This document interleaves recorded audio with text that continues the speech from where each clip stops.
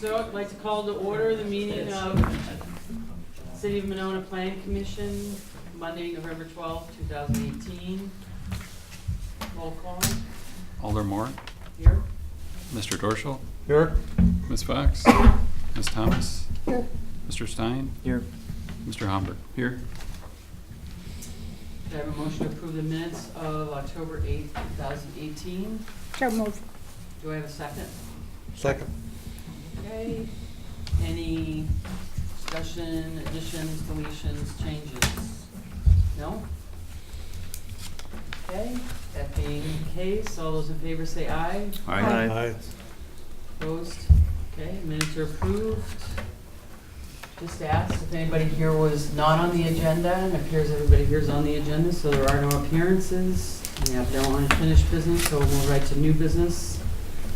Item number A, consideration of action on request for approval of a wall sign permit for Stenkofa Properties LLC for Baby Elephants at 1945 Broadway Drive.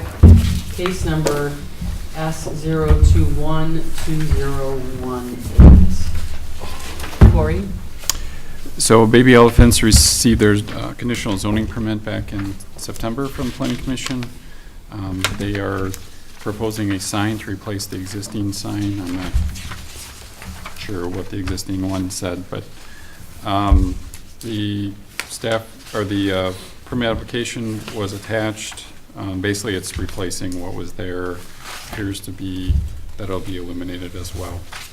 So recommendation is to approve. Great. That being the case, if you'd like to come up for any kind of committee questions, if there are any, before we.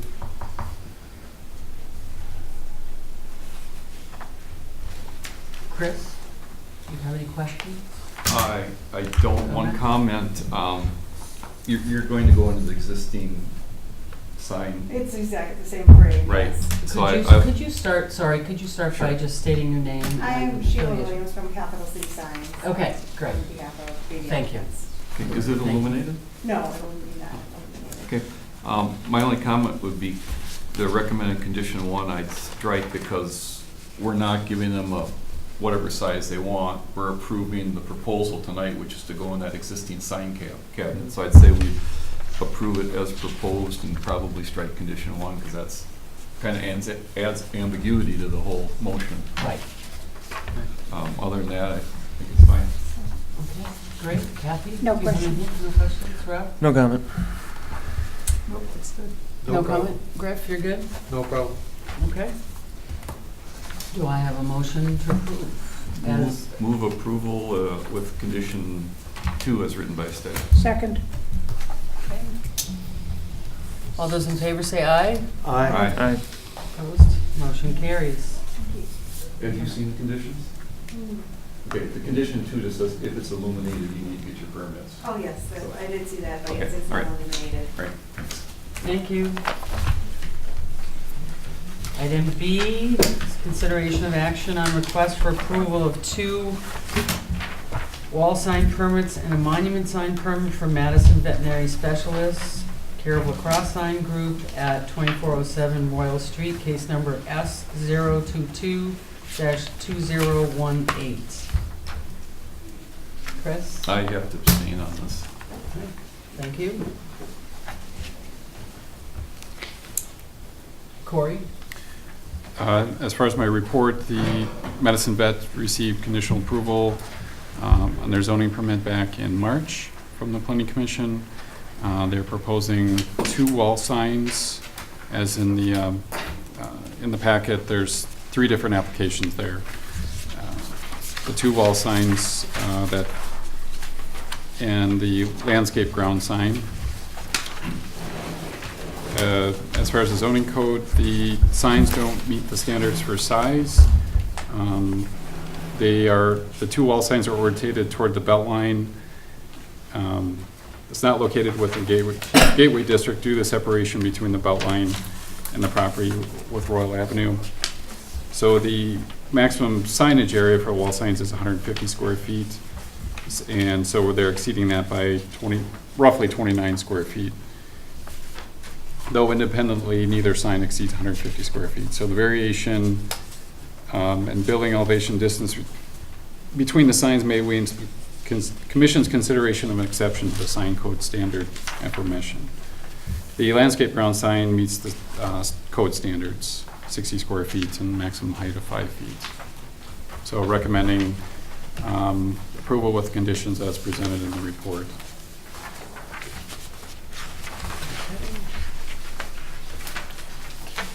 Thank you. Do we have any other committee questions? Would, I assume somebody's here from? No? On lacrosse sign? Anybody here? Yeah. Come on up if you would. And again, state your name and affiliation for us. And if you could turn the mic a little bit towards you so that you make sure to capture it all. My name's John Silbernagel. I'm one of the partners with Madison Vet. Okay. And so the lacrosse sign group forwarded me all the emails and the information. And just because of scheduling stuff, asked if I was here instead of one of them. So hopefully I can answer any questions you have. Great. Kathy? do you I have no any questions. Rob? Although it doesn't meet the zoning requirements for size,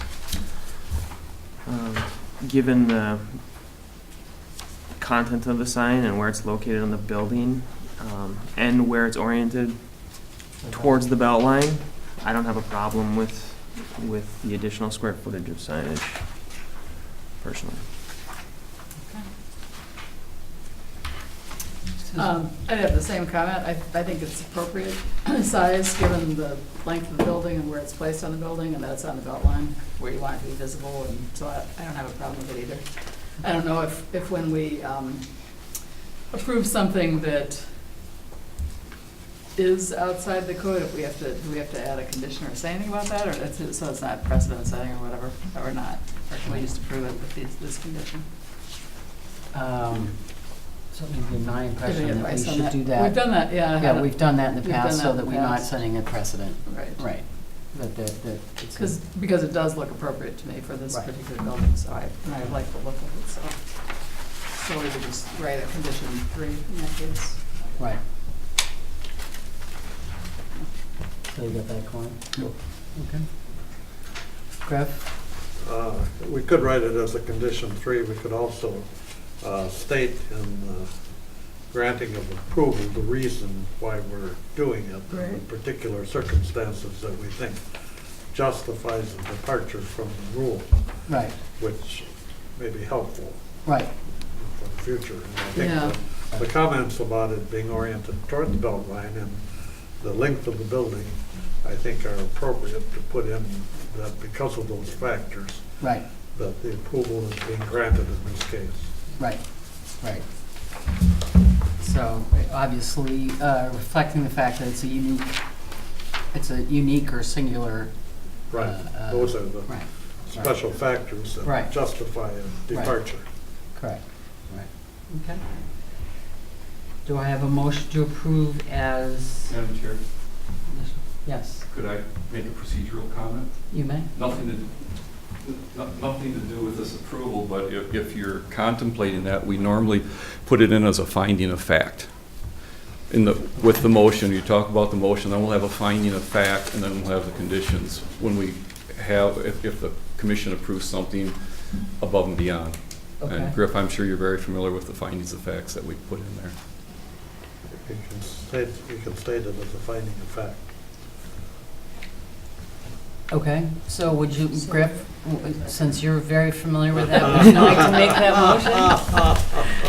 How's that for putting you on the spot? Would you like to make that?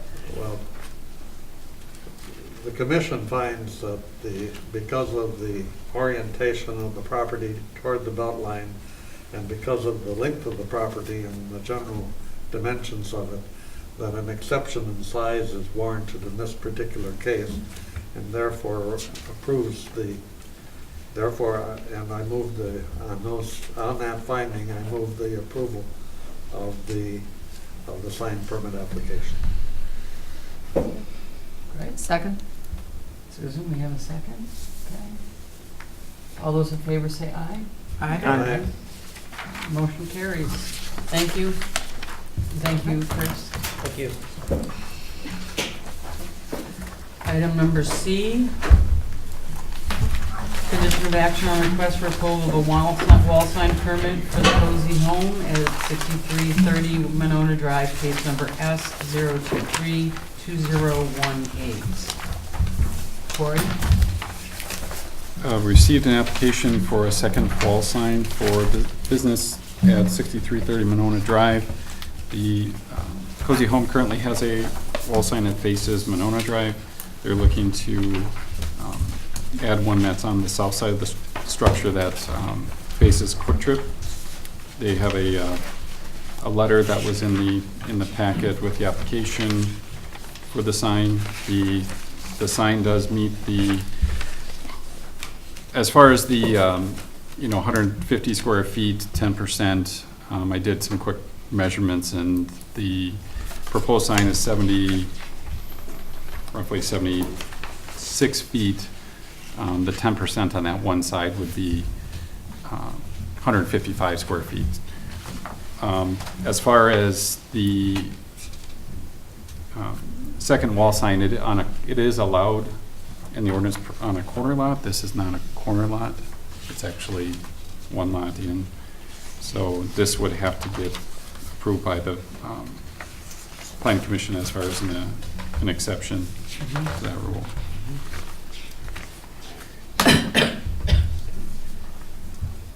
Thank you. Would you like to come up to, and again, state your name for us? I'm Leah Hernandez with the Cozy Home. Thank you. Questions? Chris? Well, it was going so well. To me, this looks like a billboard. Yeah. And we haven't had billboards on Monona Drive for a long time. And as far as the percentages, that's the percentage of the facade, not the side of the building. And if you took the facade, I would guess it's 30 by 15, something like that. 10% would be 45 square feet, and there's an existing sign. I understand that from your letter that you'd like some people to know you're there. Well, everybody has it, right? Yeah. We don't need to put on a projector. This looks like a billboard announcing it as people come off the belt line. For me, it's not appropriate.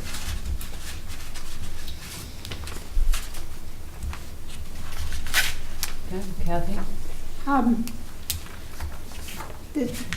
The size looks a little unusual, but what I would say is, because I happen to frequent that business, that this is a destination-oriented business, and there are a lot of people from out of town who come in to go to this place, and if you're not familiar with the drive, you don't know where it is, and you come off of Beltline or come off Broadway, and you come up there and you can't see it because they don't have the landscape ground sign, so it's difficult to tell that that's where the business is. So I'm wondering if there's something they could do to the sign that would make it acceptable, because I've driven by there, and it is a huge blank canvas, and you don't need a really big sign, but I think that a sign might be useful. Rob? I sort of tend to agree with Chris about the appropriateness of it, and I drove down Monona Drive today and looked at not corner lots that have side exposure that would potentially love more signage, and I just don't think in this case it's warranted. The sign looked great on the west facade driving down. I feel like there's adequate visibility.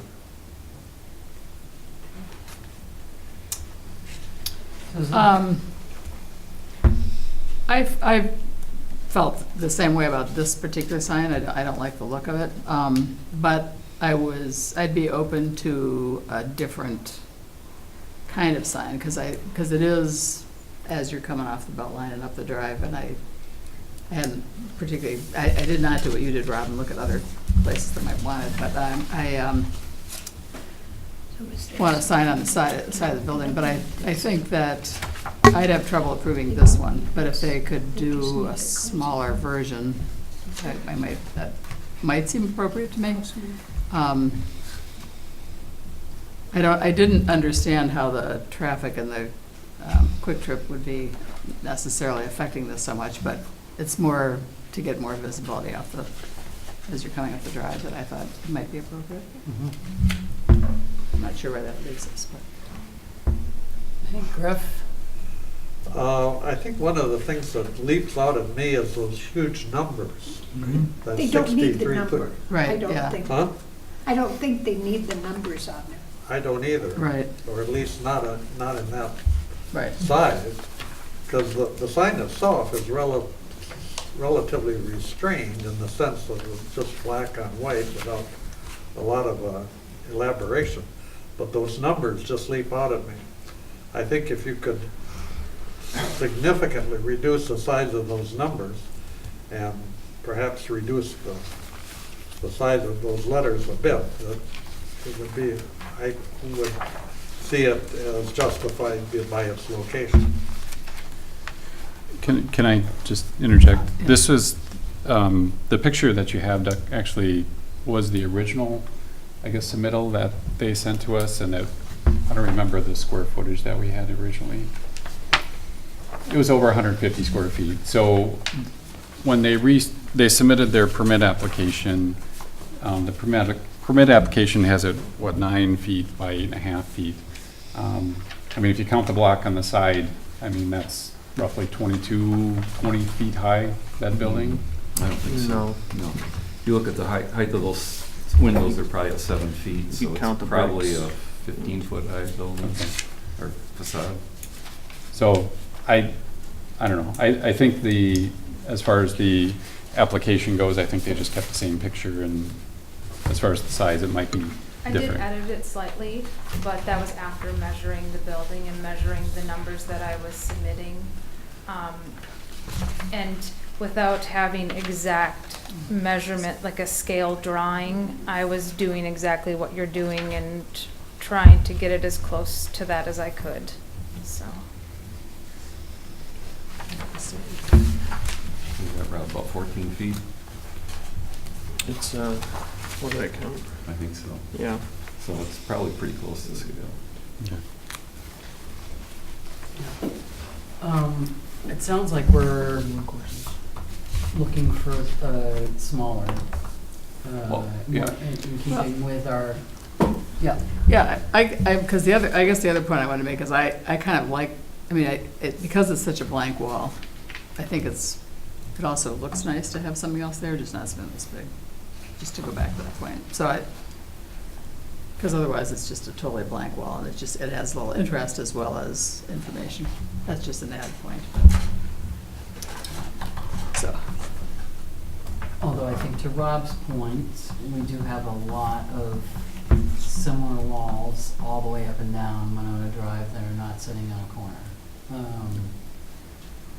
And we'd be opening up, among other things, we'd be opening up a major Pandora's box in terms of every single one of those. You know, because I think the argument could be made, any one of those other businesses wanting a side sign in addition to a front sign.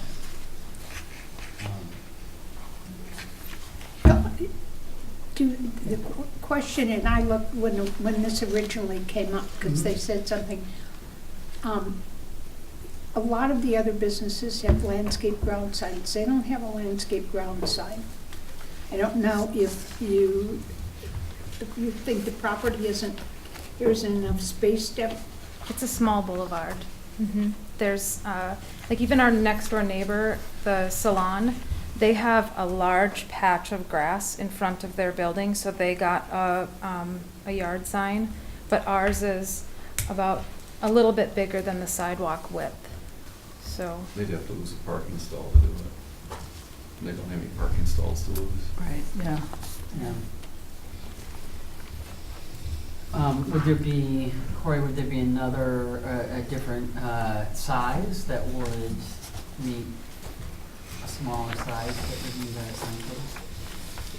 It still doesn't meet it. Hmm? It still wouldn't meet the It sign still code. wouldn't. The issue isn't size, it's that they're asking for a second wall Second sign sign. when they don't abut a second street. Right. Okay. So So it would have to be an exception no matter what. Just because I was driving, sorry, I don't mean to interrupt. No, no, that's fine. Taco John's, I noticed, has signs on either side of theirs. Was that a special approval? Or? It was a special exception, yes.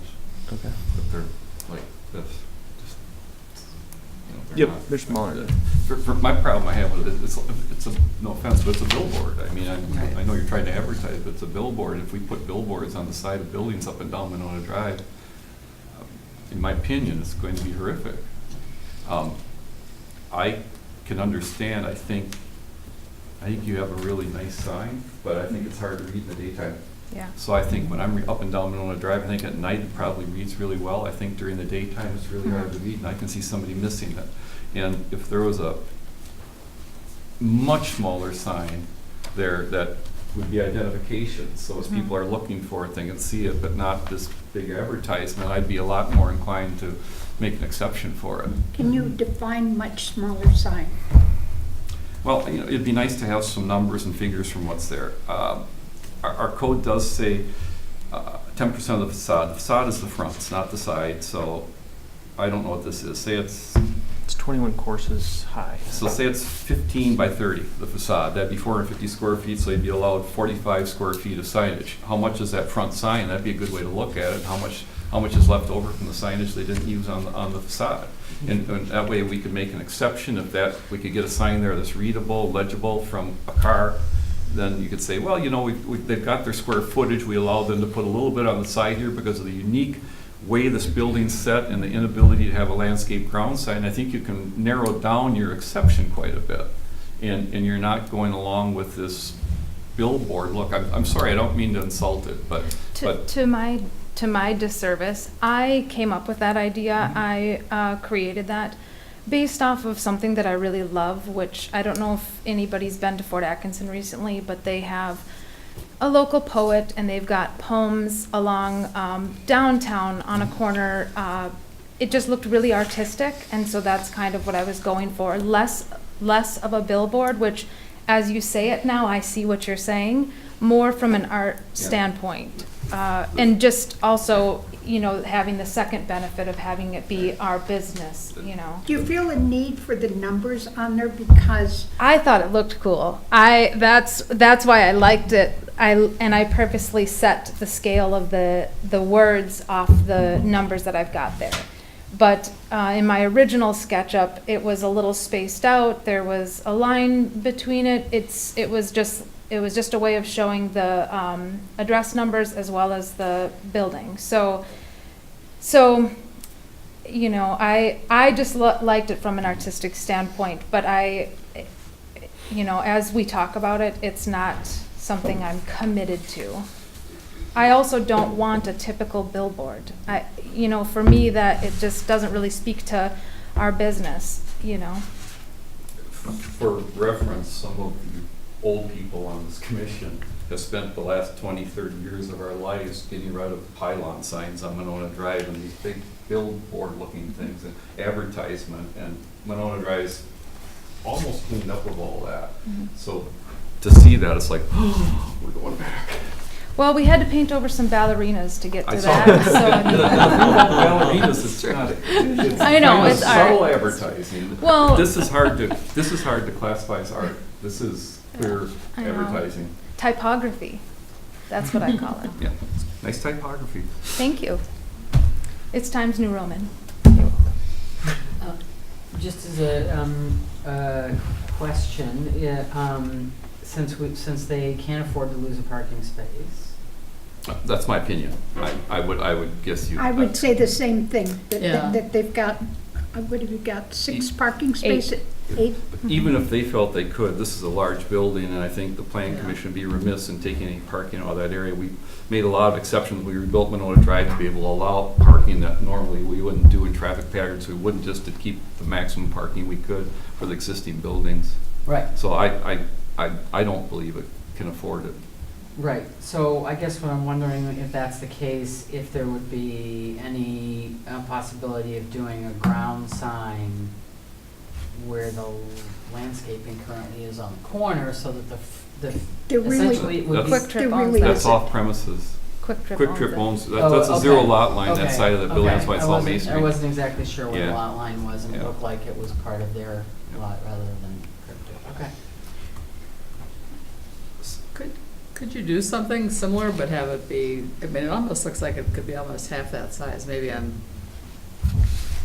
at the wording could just be smaller, because I like having the quality consigned furnishing, I think that's helpful to have too. I mean, it is, Is there not something that says what size letters you need to have visibility from? right. There's all That's- kinds of manuals that tell about that. Yeah. Sharon had them memorized. What was it, 5-inch letters? Or? Because I think that if you're going to allow them to do it, you need It to, has to be functional, it right? it Yeah. needs to be functional, Right. but it doesn't need to be this big. That's what I would think, and And I would think it so would if be you- visible. If you, there is something that says if you want to be able to see it from a reasonable distance, to know the business is there, to be able to turn in, what size letters do you need? Or wayfinding signage, that should be the minimum size, because that's what we.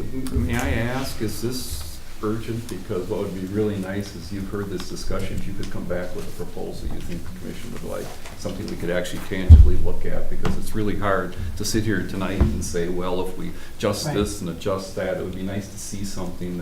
I think you've heard the discussion and you know the mindset, there could be an exception crafted because of the inability to have a landscape ground sign, and because you haven't used all the signage space that you really could on that building, that you'd like to transfer someone to the side, just because of your unique situation. And knowing all that, perhaps you could come back with some possibilities that commission could look at and try to agree on. Would that make sense? I was just gonna suggest that actually, Okay. that, yeah, to actually do the measurements and see how much Right. leeway you've got off the And then front. we'd have and some then- information. To Yep. sit here and craft it at the table Right. is Yep. difficult. I Yeah. think too, it's, I took a kind of a close-up from still within the parking lot, and I think too, seeing the full scale from a little bit further distance back might put it into perspective a little bit, because right now it really is jumping at you, and honestly, if we did that, it would.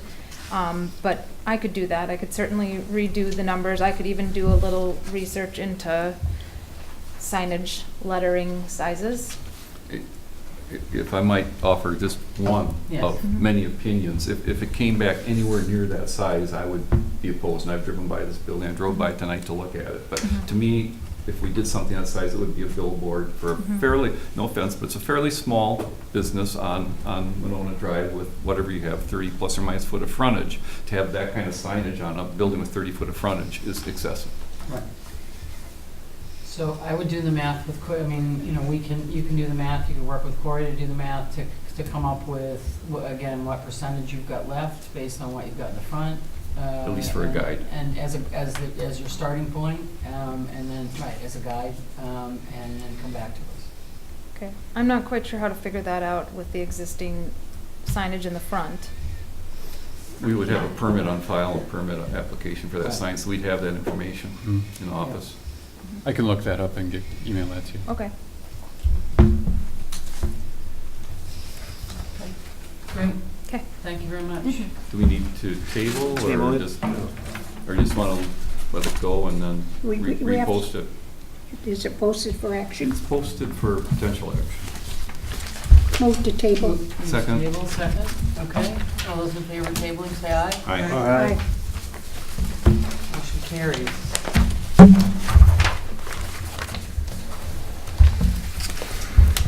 Item D, public hearing on request by Galway Companies for approval of revised precise implementation plan, PIP, for the current Phase 1, Building A, 800 West Broadway, for exterior material revisions.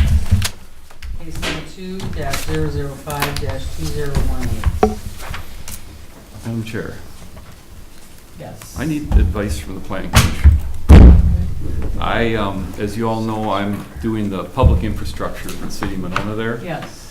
And the applicant, when we were putting the water main in, had his water main stubbed out under the footing. It was really deep and wet, and we had our stuff already there in our dewatering, so they hired me to make the connection. It was half a day's work, but I did that work for him. So I did that. B, at our pre-construction meeting, they're talking about construction this winter and to allow them to continue to run across the city street. Once the city street is in, they may end up paying me something to thicken the base so that they can run across there with their forklifts. So there's two minor things, but I want to make sure that nobody, if anybody feels it's a conflict, I would like to It is abstain. not, I don't think it's a conflict. But I did some minor work for the applicant. I very much appreciate the transparency as always, and certainly I have no objection to it. The one piece is done, it was like say a half a day or a day, the other piece may or may not happen, I have no idea. I suspect it might, but I don't know that. Right. But I'm not, MBS, I'm the site contractor, I'm doing a Right. lot of work there for that person, Right. and that's a clear conflict in my mind. Right. This one, I Right. just want to make sure, if anybody's uncomfortable, I'm happy to sit out a sign review. Or anybody else I'm fine uncomfortable? with it. Are you I comfortable? value your input on the rest of it, so I just assume you stay. Okay. I don't think there's any problem. No. Great. Okay, Steve, dive in. Yeah, so thanks for taking more time to listen to me talk. Could you So- announce your name again for us for the record? What's that? Could you announce Yes. your name? So I'm Steve Dorn with Galway Companies, and Adam Ferdinand with JLA Architects is here with me. I always botch your name, sorry, Adam. So we are essentially here tonight to talk about some minor changes to the exterior enhancements, in our opinion, as well as our overall signage plan. And when we originally got this project approved through Plan Commission, we didn't know who any of our commercial tenants were going to be. We had an idea of a couple of them, but we certainly didn't know to the extent that we know now who our commercial tenants were going to be. So some of the changes that you'll see we're requesting tonight are relative to some things some tenants have asked for. And some of them, frankly, are just, we got into some materials and realized that the materials just didn't quite look like we thought they were going to when we got them in. So the main, one of the main things we're requesting a big departure from is the color of the metal panel that is on our parapets. And as you can see in our original approval, we had a blue metal panel that was on a lot of the tower elements there. And when we got the metal panel in, it looked cheap and purple. And so we through the help of Adam, searched various different options and came up with an option which we think is better, but also a little more timeless. And it's still a metal panel, still the same material, but it's more of a black leatherish panel that, if you want to pass it around, that is a little more timeless. It's a little bit more quality, it's a little more expensive, but in our opinion, will make the building a little more timeless than that blue metal panel. And here I'll go back to, that was approved, and that's with the black metal panel on those parapets, or tower elements.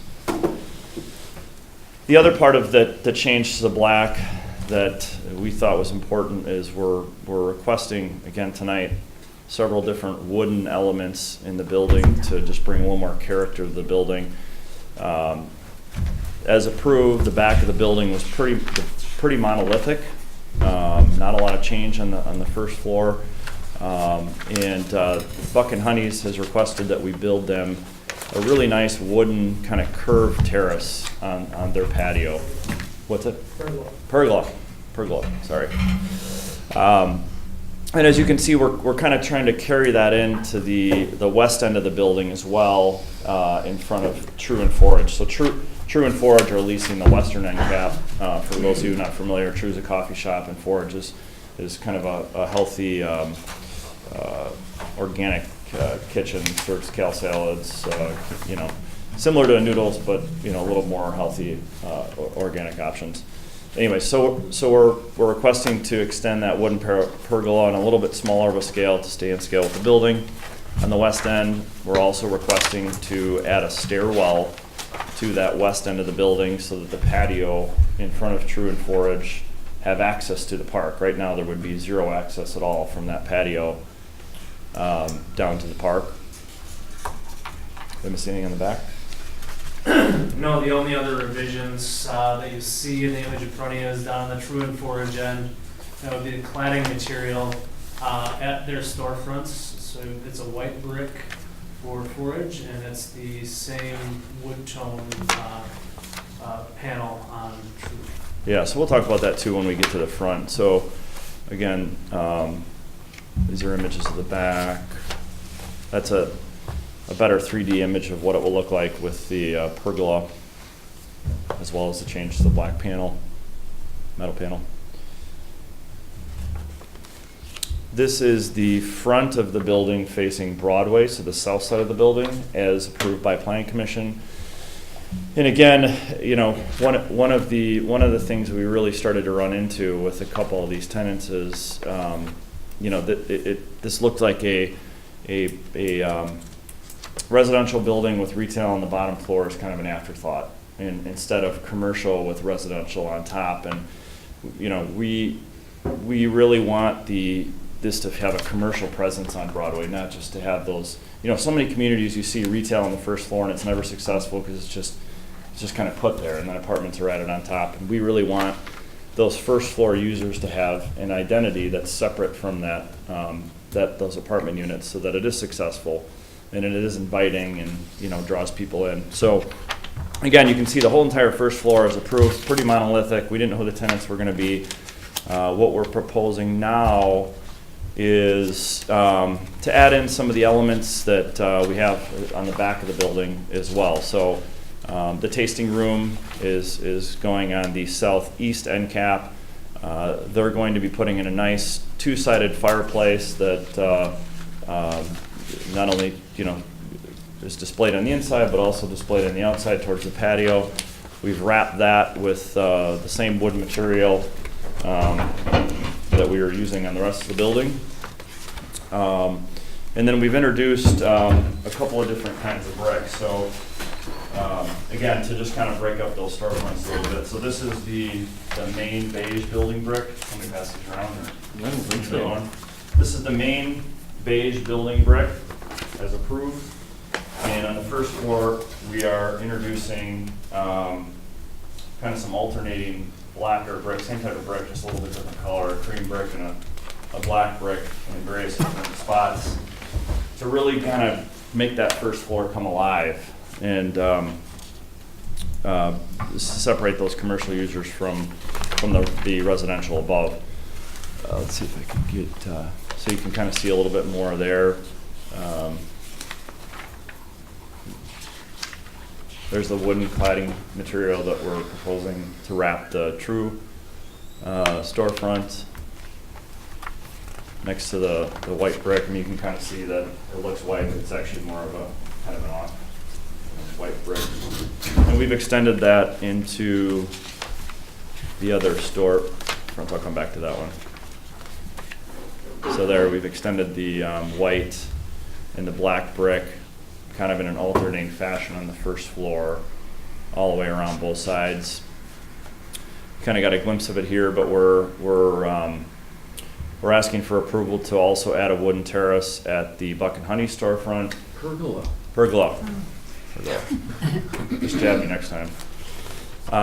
You know, again, Buck and Honey's is kind of in that corner, so we struggled with them having an identity in this building. They're a big space. They're 10,000 square feet of our 30,000 square feet of retail, really 24,000 square feet of retail. So they're a big part of our commercial space. We want them to be our anchor tenant. We thought by adding the pergola on the corner that it would really kind of draw people in. You'll see that we've also beefed up quite a bit of landscaping at that entrance. We are losing one parking stall by doing that, but we think it's important to have an inviting entrance at that corner versus just two parking stalls jammed in right in there.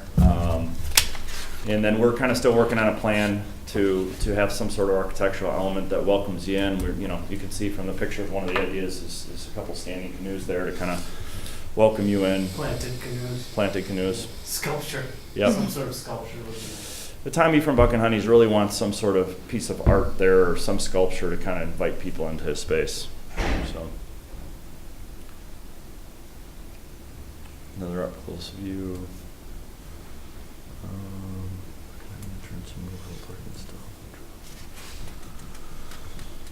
I think that, for the, again, these are DIA as approved. This is the side facing the river. You'll notice that we didn't really change the storefronts facing the river, just because we really didn't think we needed to. It was, you know, the retailers aren't really facing that way, and the other, you know, we have some office space facing this way.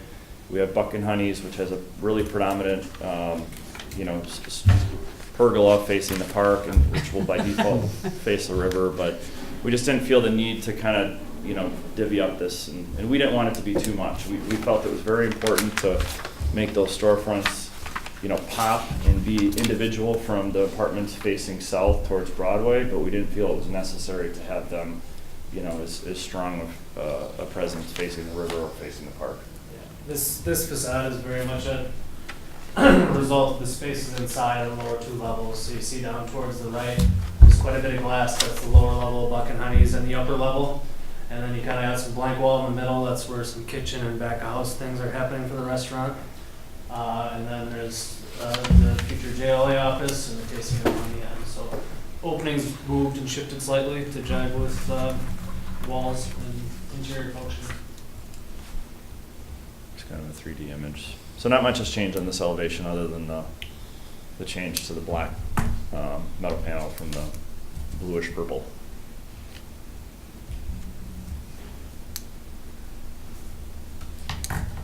Again, that was as approved, and this is what we're requesting. So again, we feel it really kind of makes those commercial users individual and unique, but also it's still very tasteful and it doesn't drown out the rest of the building.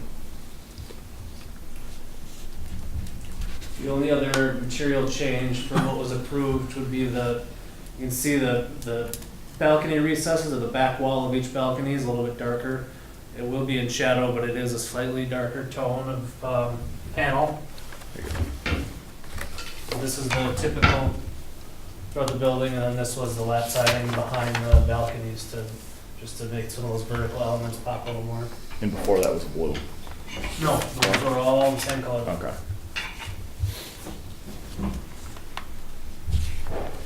These are the materials. One note in the report was when we were approved for Smart Side, not Hardy Panel. I was just gonna ask about that, actually. Smart, so this is from Aaron and Adam as well, but Smart Side will not warranty the material up 5 floors because of wind load. So we are requesting for approval for Hardy Panel. Adam's done, I'm gonna let Adam run with this, but he's done a lot of research on just, you know, the differences between fiber cement and Hardy, the you know, the risks with it, and so I'll let Adam kind of speak to that. Sure. I believe the comment went at the initial approval that fiber cement is looking to be like another health hazard issue and could be up there with asbestos. There's a lengthy amount of research on the topic. Yes, fiber cement does contain silica, which is a carcinogen.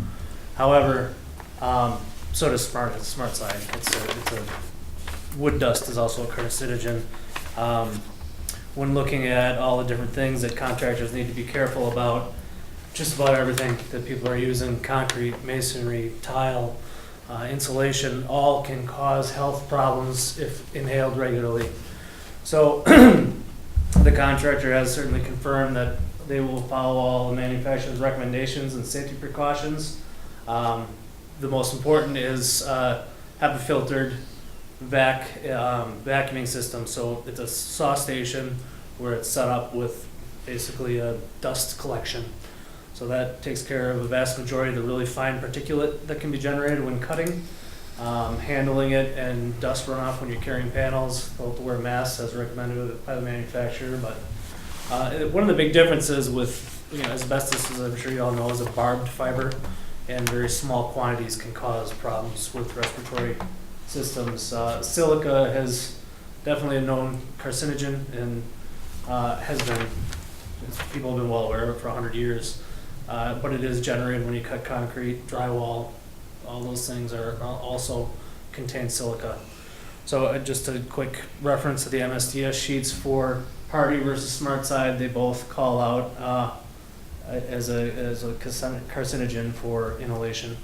So I guess we'd request that not only for purposes of manufacturer's warranty, but also there's the Hardy panel product is more dimensionally stable. So in larger format, when you put them up in larger pieces, the LP SmartSide can show a little more waviness through them compared to Hardy, which is a little more solid. It's a cementitious product. So on two fronts, we request that the commission approve the use of fiber cement panel floor cladding. One of them is not cheaper than the other for whatever that's worth. It's more of just we want this to be, we want it to look right, we want our warranty to be intact. Before I close the hearing on this, I just wanted to ask one question about the panel that you passed out, which is, are you saying that metal panel is the same as the blue that you originally, I think just a different color, or is it an entirely different material? It's the same manufacturer, same size, same panel. Okay. It has like a leather texture to it, so it's a little higher up on their price mark and their quality level.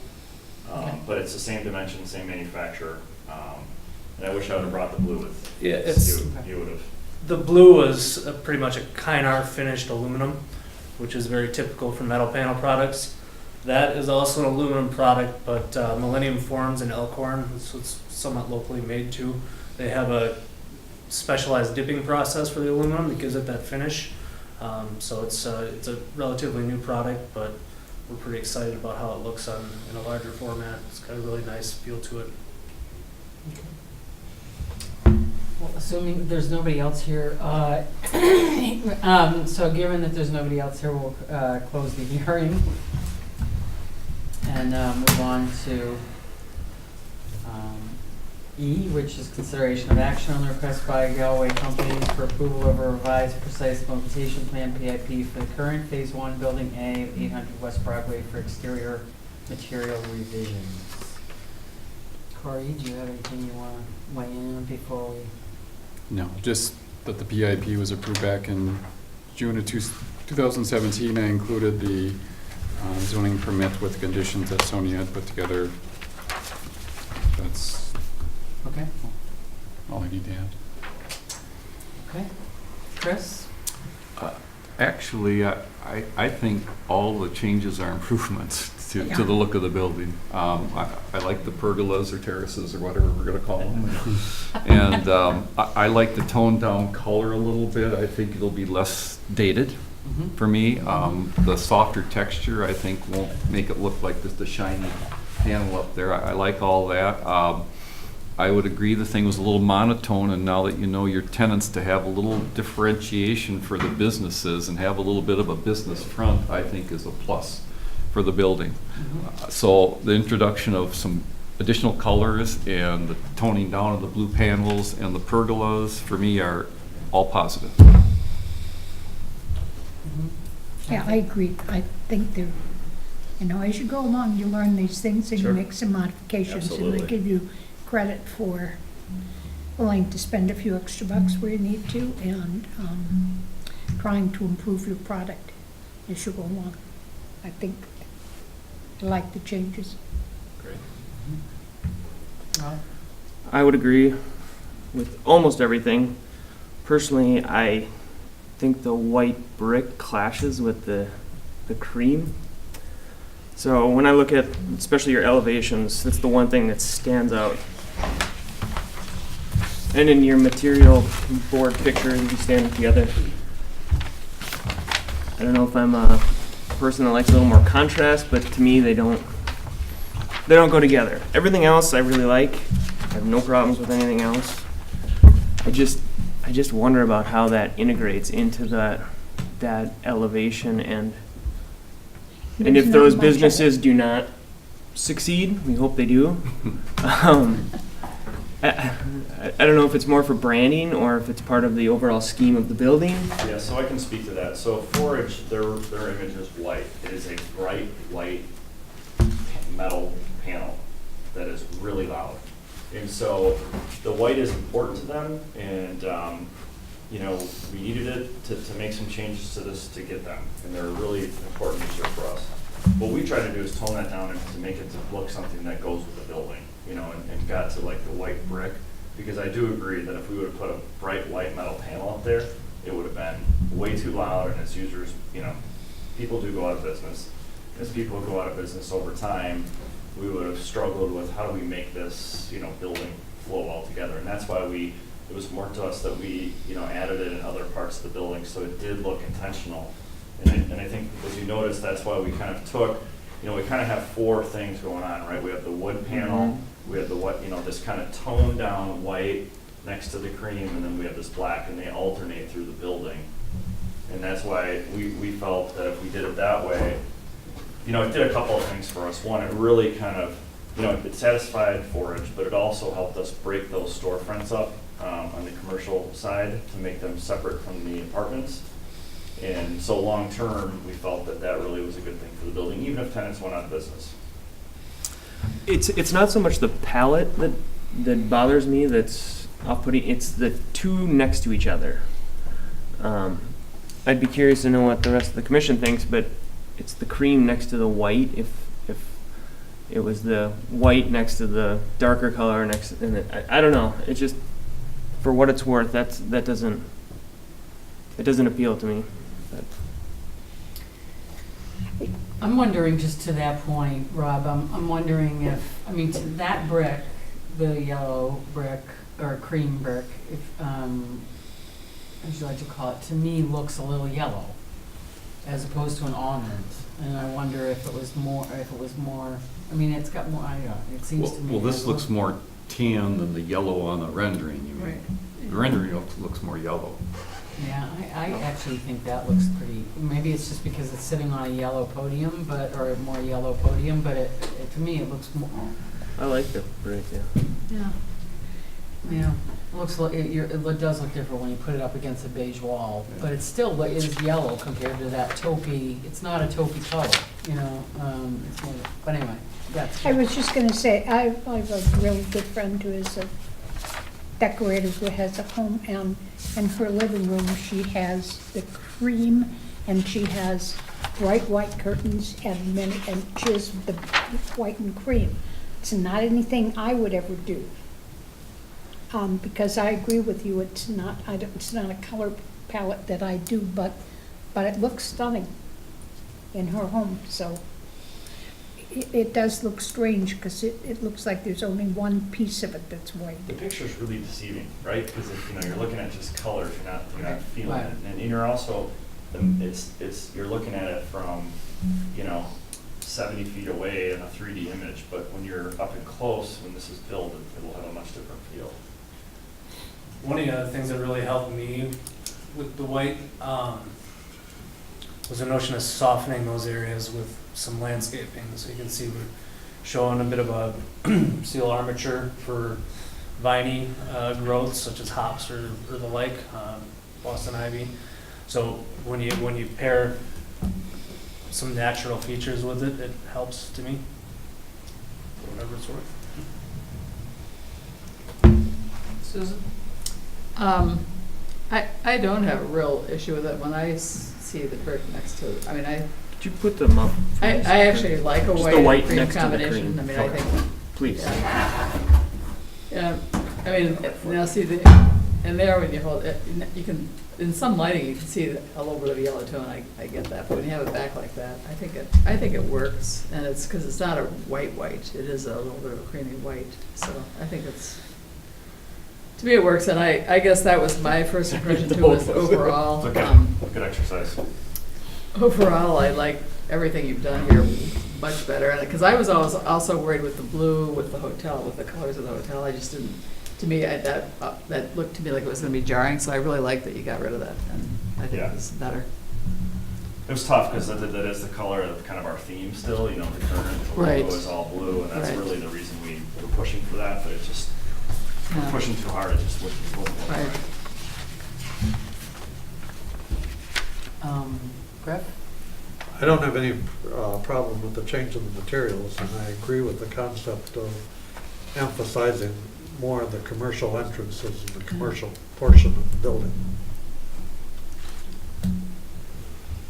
So just going back to the gray panel again, how would you say the quality of that panel compares to the panels, let's say, that are at Chestnut? It's higher. So it's a much higher quality. So with Kynar finishes, you're susceptible to scratching and color fading. Kynar being a high quality paint finish, this is the color and the texture is from a chemical treatment, so it's actually etched onto the metal.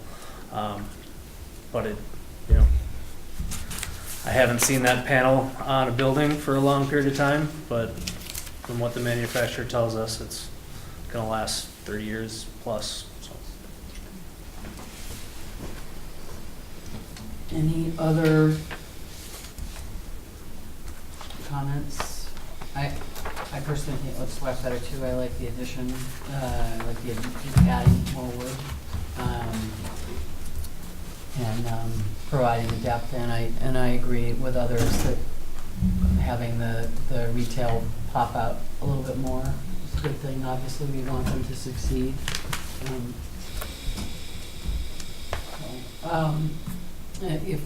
Do I have a motion? Yes. Just one comment before, nobody ever asked me for my taste in colors, because, you know, whatever.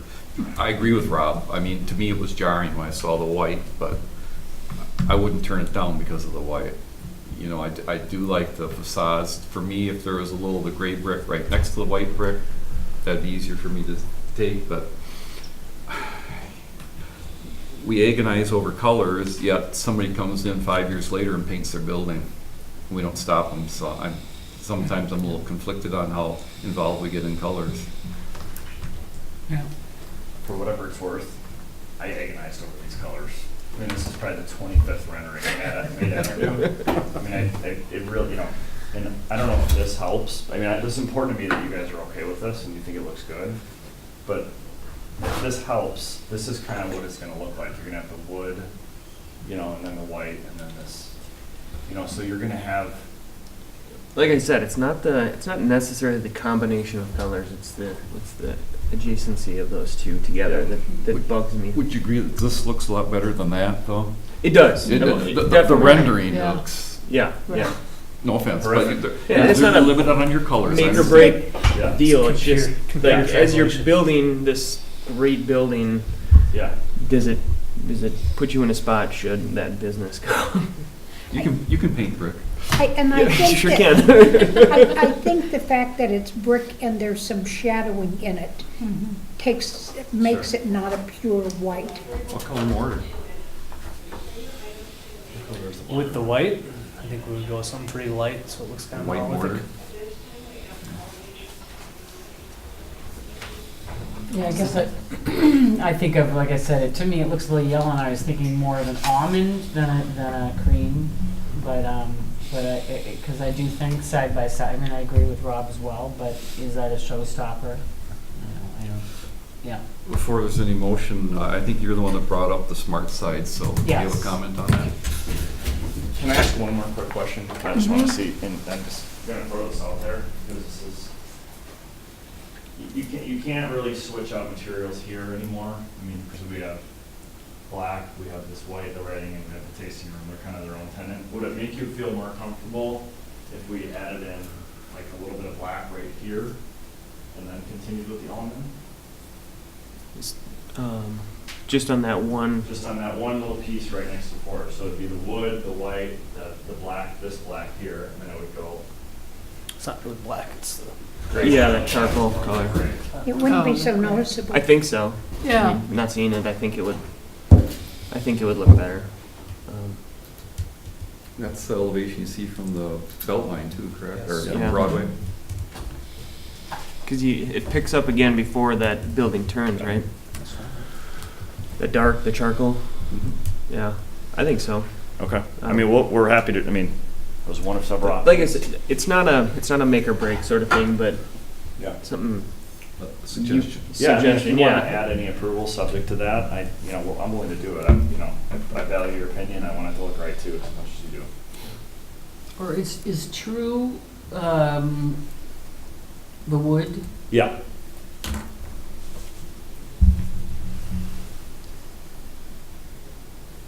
That's really the only place I can see us changing much without just, we're doing too much. Yeah.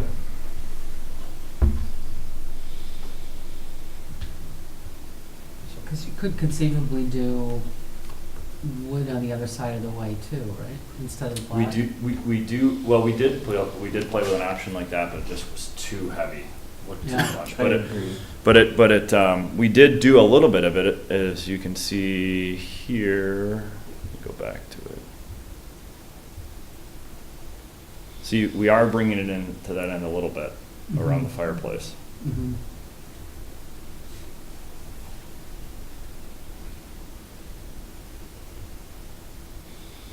So, okay, we'll do that. Smart side. Do we have? Smart side. Hmm? Smart Smart side side, thank you, for bringing back that. I mean, obviously, I was the one that brought it up initially, and it does make me a little nervous. I also know from having it on a house in Maine that is very similar climate, that it's very brittle.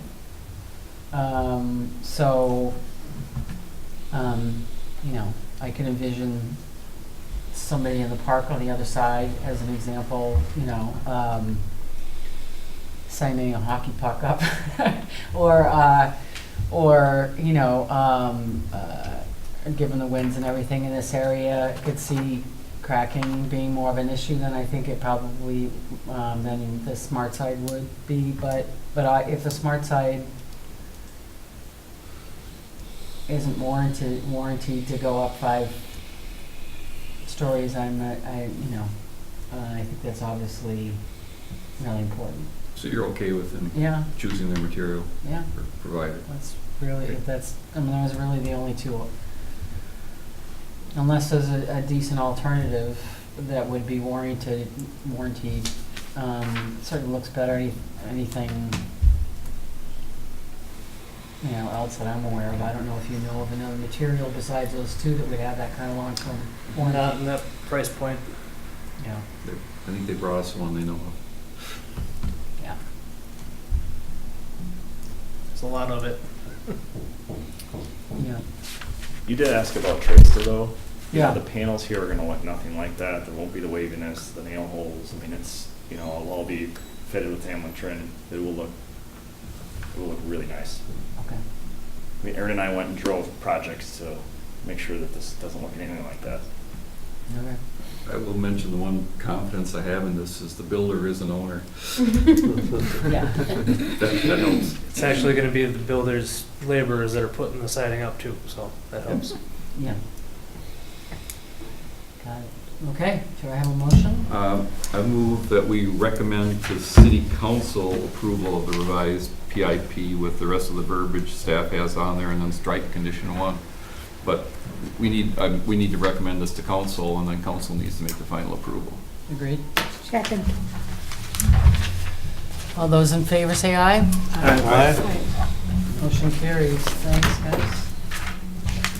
Now we have number F, public hearing on request by Galway Companies for approval of a comprehensive sign plan for the current Phase 1 Building A at 800 West Broadway, case number 2-005-2018. Okay. Back at you. So there are a couple of changes that we're asking for than what was in your package, and we tried to follow the same kind of routine as what somebody asked before. If there's changes, bring them to Plan Commission, don't submit a package. So I'll highlight to you what those changes are that are not in your package. But essentially what we're asking for tonight is approval of a comprehensive sign plan for the building and the ground signs.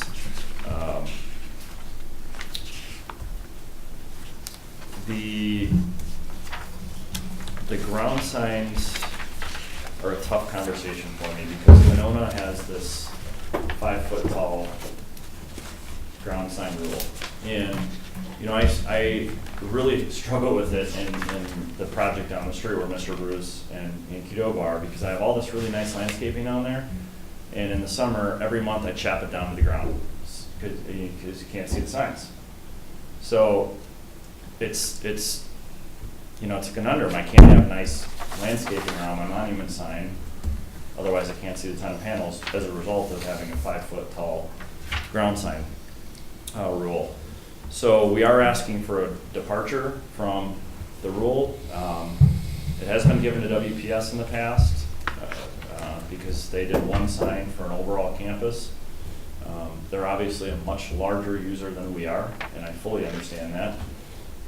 But I also think that we with this project are a much larger project than my 5,000 square foot building with Mr. Bruce Tap House in Qdoba that is also entitled to a 5-foot high sign of the same size.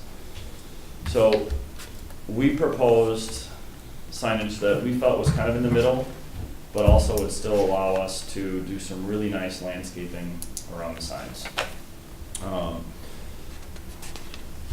We're having one sign company do the ground signs for both Avid, the hotel, and the current apartments because we want them to be comprehensive. We want them to look similar. This is the one that we are proposing for the current. So we're mainly advertising the current, and then we have 2 panels. 2 or at most 3 tenants will be on these panels. We're not allowing all the tenants to go on these panels. We don't want 8 different tenants to be on this panel where it just looks like it's too much and you can't even read the tenant panels. And as you can see, you know, we are proposing a 7-foot tall ground sign. Code is 5, WPS has 8, we're asking for 7 for the current, and we're asking for 6 foot for Avid. And part of the reason is that the difference is Avid does not have panels underneath it, so we're able to go a little bit shorter. But yet we're still able to do really nice landscaping underneath these signs. Otherwise, we're going to be in the same situation as we are with my little Mr. Bruce Qdoba building on the street, where every month all that nice landscaping we install is chopped down on the ground. So I know that's a contentious subject. That's our reasoning for it. We're hoping that the Planning Commission feels that it's a reasonable justification. It's been done before, and these are the only 2 monument signs we will be asking for the entire project. We don't anticipate any ground signage for phase 2, which is the parcel in the background of the road. We don't anticipate any signage for that project along Broadway. That signage will just be maintained on Ridge Road.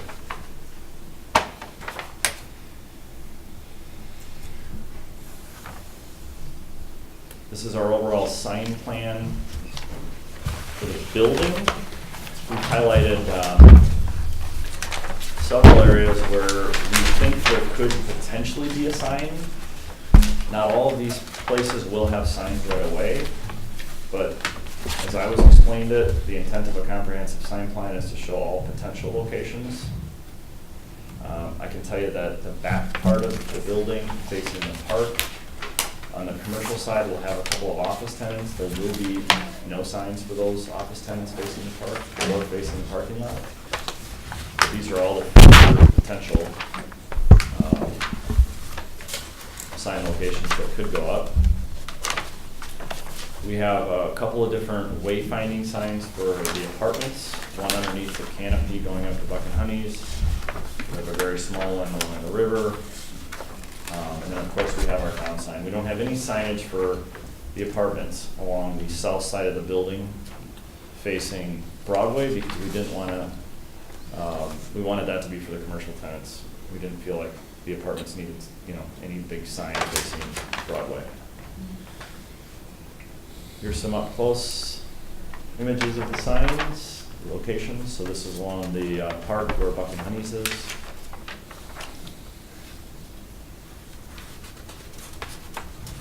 This is facing Broadway.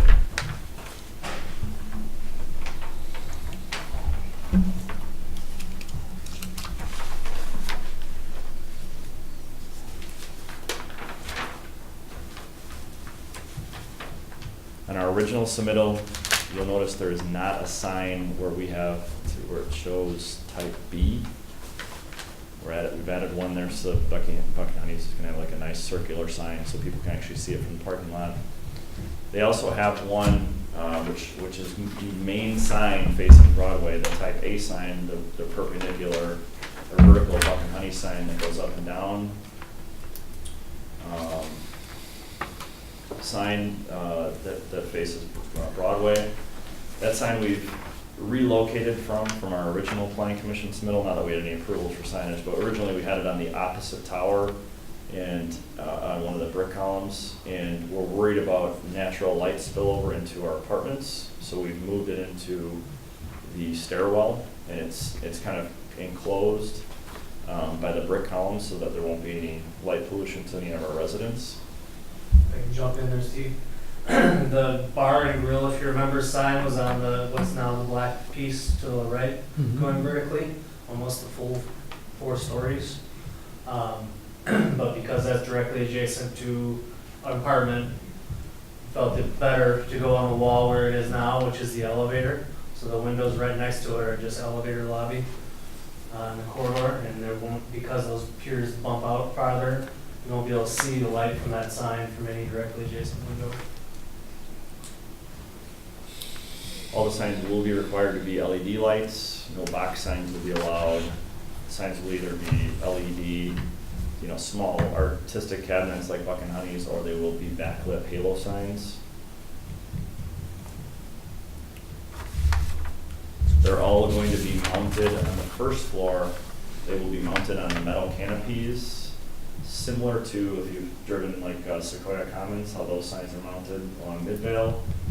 Nothing will be the facades, those tenants come and go, there aren't big holes in the sign, and all the wiring will be concealed within the canopy. That is the Buck and Honey sign, as well as our current signage.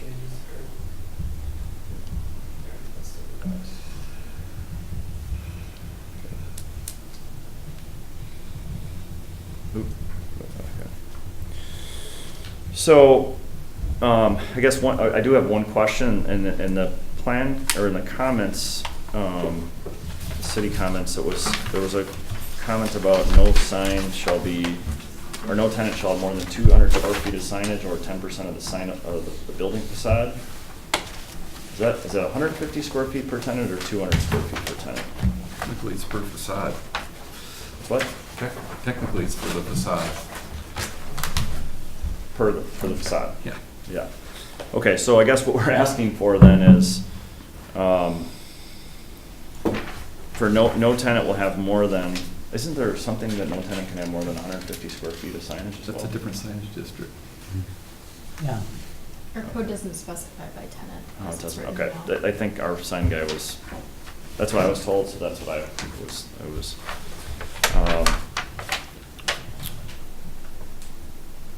I think that the 200 square feet is going to be a real challenge for us, given the size of this building.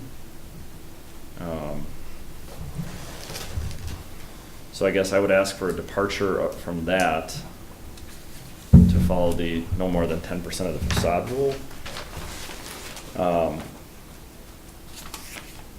The Buck and Honey signage that you're seeing on here, which we do not, we do not believe is excessive. The signs that he's asking for are near 240 square feet of signage alone on the front and in the back. And they are the only, I came in here thinking that it was 150 square foot rule, so the only departure I thought I was asking for was for Buck and Honey's to be allowed up to 240 square feet, and then every other tenant to be capped at 150 square feet, or 10% of the facade. And in trade, or if it mattered, we would, I can tell you that the office tenants in the building will not have signage, and so if we needed to trade some signage for the office users and give that to Buck and Honey's. Again, they're our anchor, they're in the corner. It's really important to us that we make sure that they're successful and that they're seen.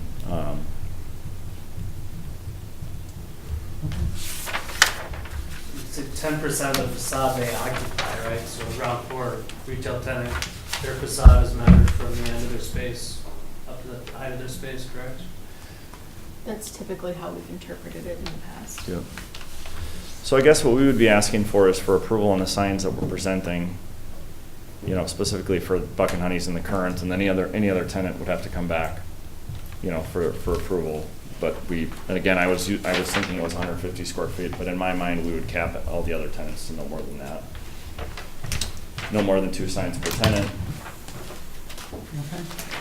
So anything else you want to say in the public hearing portion before we close the public hearing? What am I missing? I don't know.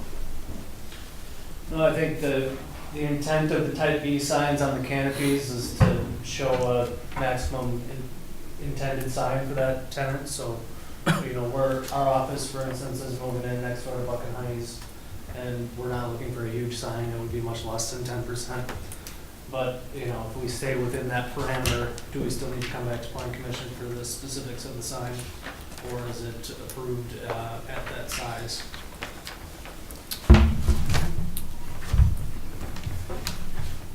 So unless you have anything else to add on the public hearing portion, I'm going to close the public hearing. And go to G, which is consideration of action for request by Galway Companies for approval of a comprehensive sign plan for the current Phase 1 Building A at 800 West Broadway, case number 2-005-2018. Corey. Yeah, my staff report, there's a couple of questions in there as far as the landscape ground signs, as far as which way they're facing. They face East-west? Correct. Okay. And then didn't really give a specified location from, I mean, I pointed an arrow at something, but there is requirements as far as being so far from the curb. Okay. Not in the right of way, providing landscaping. So I guess, do you have any dimensions or anything that shows dimensions or? No, the updated ones is just that site plan that we have in here, so there are dimensions, but Okay. we will conform to the Yeah. setbacks Let required. me just see if Dan's got anything on his plan. Yeah, I think he was assuming we would push it as, you know, as close as we could to the new Metropolitan Lane entrance and Broadway, but stay within the setbacks. Yeah, and as far as that driveway intersection, we have to look at vision Sure. issues too, so I don't know if that's different from what the rendering site plan shows there. But other than that, recommend approval with the conditions. Right, now open it up for questions. Kathy? I have a question. The level of the ground where the signs will go is below the belt line? I mean, is below Broadway? No, it's at grade with Broadway. So the whole site has been brought up to the level of Broadway. So Okay. they're all at, That'll be a great entrance off of Broadway where they're So talking about. there's no dip on it, it's up. Not pretty anything close. I mean, it might significant. be, yeah, it might be. And that's for cars to The come. only reason I asked the question is, I'm not sure if you remember, well, you should remember, Chris, when the Antique Mall went in down on Broadway, and there was the 5-foot sign limit, Mhm. because it was lower than the road, we let them raise Yeah. the sign, and that's why, I mean, we did it. And I just want to make sort of a general comment, and I don't know how we define all of this stuff, but this is a development in which the developer has a lot of money, but the city has a lot of money. We want it to be successful. I'm not sure if you all remember, but there used to be a mall down on Bridge Road, which had a kid shop, it had a butcher shop. It wasn't successful because it didn't have the traffic, because it didn't have the advertising.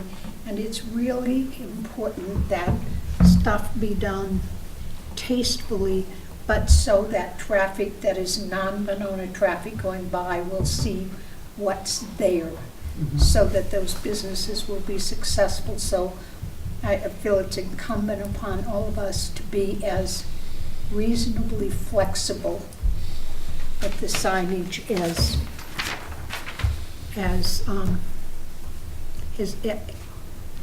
as is sensible. Having said that, I'm going to turn. You talking to me? I'm going to turn it. No, I'm going to turn it over to you so I can argue with you when you get done. Okay. Thank you. Well, let's attack the easy part first, the building signage. I actually think the building needs that Buck and Honey sign. I mean, it's such a big building. I don't think it's bad. I think it's a good-looking sign on there. It doesn't meet any of our sign code, Right.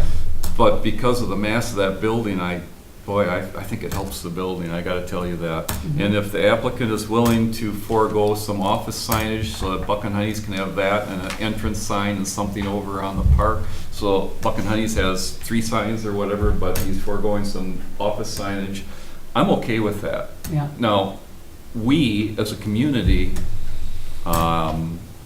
highly encourage the developer to put substantial commercial space in this building. Yes. That was a very strong message to the developer, and he did that. So I agree with Kathy that we need to help make sure this is successful. Now, wrapping our arms around what this approval is going to say is going to be interesting, because this isn't like anything we've done, and we surely aren't going to allow you 200 square foot per user for a sign. Your signs are 2.5 foot tall. I mean, what are you talking about, 100-foot long sign? That would not be appropriate. No. So I mean, I'm just saying, when you start saying that the 200 square feet is intended for the entire building. Now, you're asking to exceed that, and rightfully so. This is a huge building, and any building this size with this much facade, we would, but I can't imagine a condition that would say you could have 200 square foot of signage per user, because that would be a lot. I do think that allowing 2 signs per user is appropriate here because of the Yahara River and all the frontage. I mean, this doesn't technically front on 2 streets, but man, it has a lot of exposures that we've asked for, and the Yahara River is a massive exposure that we're hoping, I mean, what do we call this, the riverfront project or whatever? So to allow that, and then if they choose to have one on the park instead of on the water, I mean, that, to me, that's the applicant's choice. I don't. Can I actually, I want to make sure, I misspoke on one thing. So the end caps, we're actually asking for 3 signs. So like the tasting room and True Coffee, because they have 3 sides. Yeah, you misspoke. I did. So I just wanted to make sure I clarified that. That's the problem with crafting this thing, is it's pretty complicated. And what 3 sides are you putting it on? So the tasting room, for example, faces Broadway, the parking lot, and the river. True faces. Could I ask the Broadway and the parking lot, and how are those? So this tenant over there, Broadway. Yeah. They face the parking lot and they face the river. Okay. This tenant faces Broadway, And Metropolitan, and the park. Okay. We have to see what everybody thinks. I don't have a problem with that, because I think sometimes we're so tight with our signage. My example would be Pier 37. Looks plain from Mahuska Park. I wish we'd allow more signage on that building. This looks like the back end of a building. Right. And I think some tasteful signage is appropriate. Now, if you're coming here with a billboard like we might have seen, I don't think that's appropriate. But you know, when you look at this, it looks, yeah, this signage is fine on this building. Right. When I look at it, this building is not oversigned.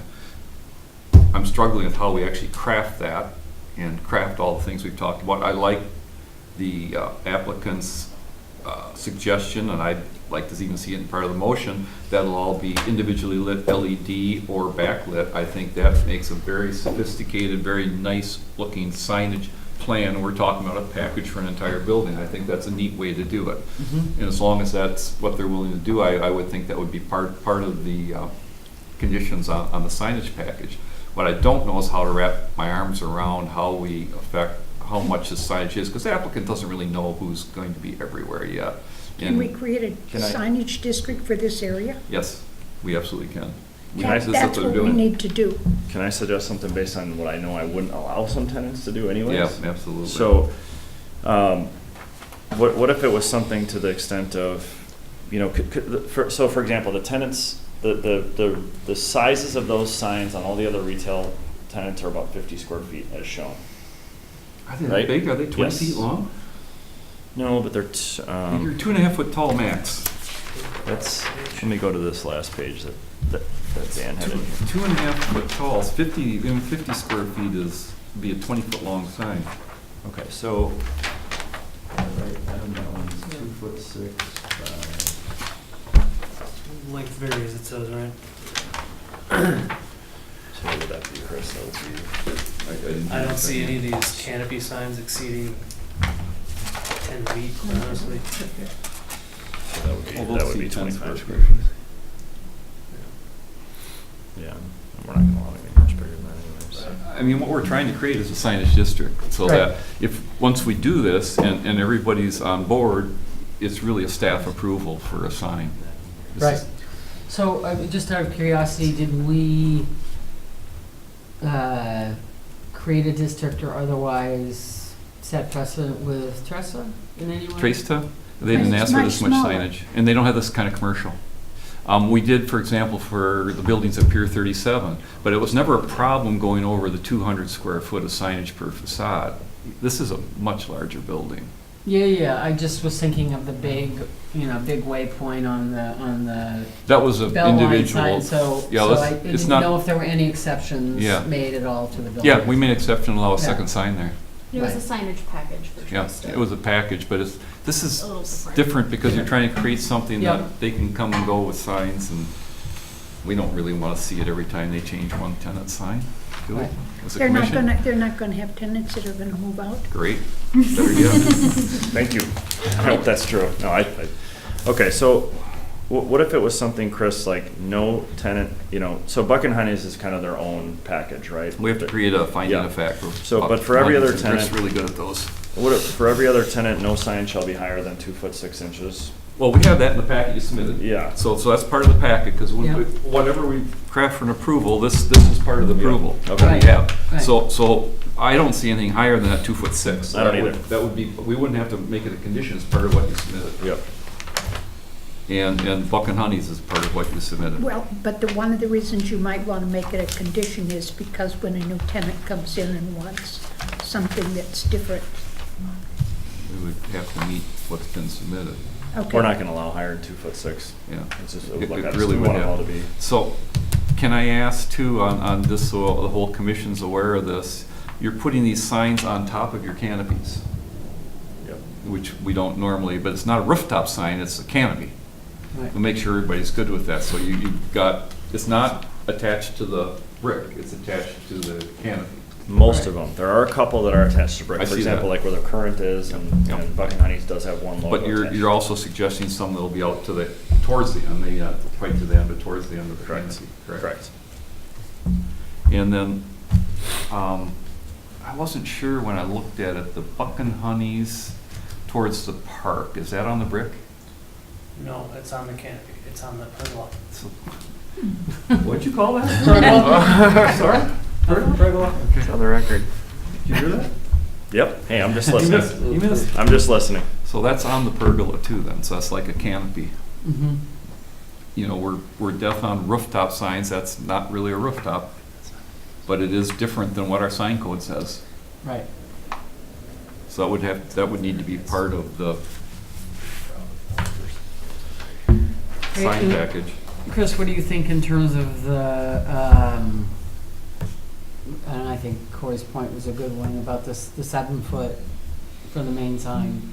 Well, see, I'm here worried about their easy stuff. That's the hard Okay, stuff. you The two wanna do landscape that? ground signs, yeah, All right, those let's take a do whole different landscape discussion. I afterwards. think. All right. Yeah. All right, So if we could get by with the easy stuff, that'd be great. okay. Kathy, do you have anything else? Then you could start on that end of the table No, with. no. Building landscape. signage package. Nope, I think it makes sense. Rob? In general, I'm fine with it. I'm confused as to how we're handling this You start this signing. district.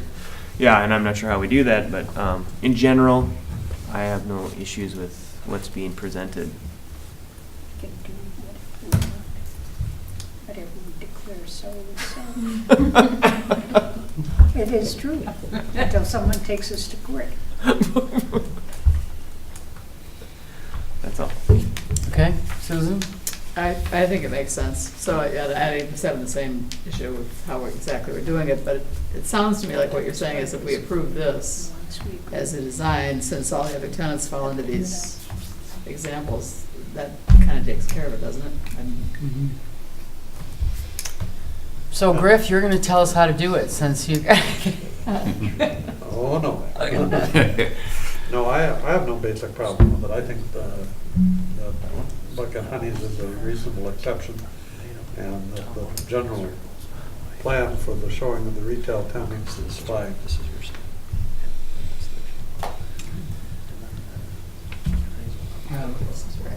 Is this something that we draft, this district, does that have to, is this something that staff is going to put together?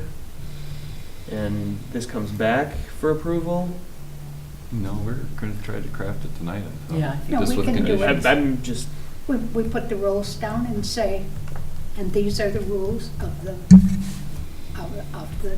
the design, the sign for the, whatever we call this project. Current. So to clarify, when you say creating a district, you're referring to like how we currently have the Gateway District? No? I think that's Okay. we're creating a signage plan for this Okay. building, yeah. Yeah, That's so that's sign more district. appropriate. Okay. That makes more sense. Well, but what allows you to differentiate is that it's within this confined area. Mhm. Well, and, I mean, it's clearly, when you look at it, it's not an oversigned building, and it's well thought out, I think. The building, quite honestly, needs some signage. Again, Yeah. you look at that monolithic first floor, I know some of your facade changes have helped, but a little bit of signage, Yeah, I believe, helps that. It's gonna make the It looks building too come plain alive, for without sure. the signage. And it's got to be some destination, so if Buck and Honey's is what they've chosen, then it's that destination as far as the main entry and the Right. main signage. It needs to be something. You know, Right. we're in the Buck and Honey's building or whatever it is, the Inland Marine building, it doesn't matter what it is as long as that's the predominant Right, feature of the building. It's right. So do you wanna take a shot at well, I think it's going to take a lot of editing. well, it would include the monument signs as well. Do we want to go to those? Oh, we better talk about them. Somebody else must, I don't know how to make that exception. We have applicants come in every time, they would like more height. Griff, you've been part of the 5-foot maximum longer than I have.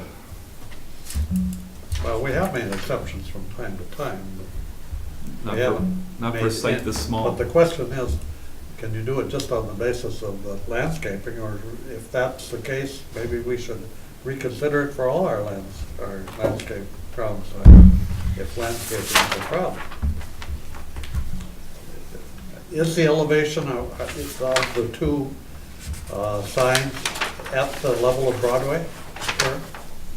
It's close, you don't have a grading plan. Really close. It's I mean, close. We're within a foot. It's a level entrance off of Broadway into the site, yes. Yeah, but where the signs are located. Well, it's their signs, he's going to mount them as close as he can to Broadway, where they're out of the vision triangle, so I can't anticipate the cars going downgrade more than 4 or 5 inches in that short amount of time. I'm sure it is. I just don't recall. We're putting the road in, and I don't remember. It's really close. It's for intents and purposes for what we're talking, it's at the same grade. Can we relate it to the amount of landscaping that goes in with the signage to make it taller? We could. Our principle has always been to keep these at a pedestrian scale. He did well, he drew himself in there, somebody 6 foot or taller, but most pedestrians aren't even that tall. So, the whole theory was always to have something that doesn't dwarf you on a pedestrian. See, that one's supposedly 6 feet, that's, right? Yeah, Yeah. that's 6 foot. But is That's is 7. that to appeal to pedestrians or vehicular traffic? Both. But the theory was always keep it at a pedestrian scale. Is there a sidewalk on Broadway? I'm sorry? Is there a sidewalk on Broadway? There is a Yes. sidewalk. Yeah, there will be on the Metropolitan Lane too. We did allow for the Metcalf condos on Monona Drive, this one you forgot to mention, didn't look at, we allowed that one to be 6 feet because of the scale of the building. And the mass of the building was so big, when we looked at it, it looked funny to have a 5-foot sign right in front of it.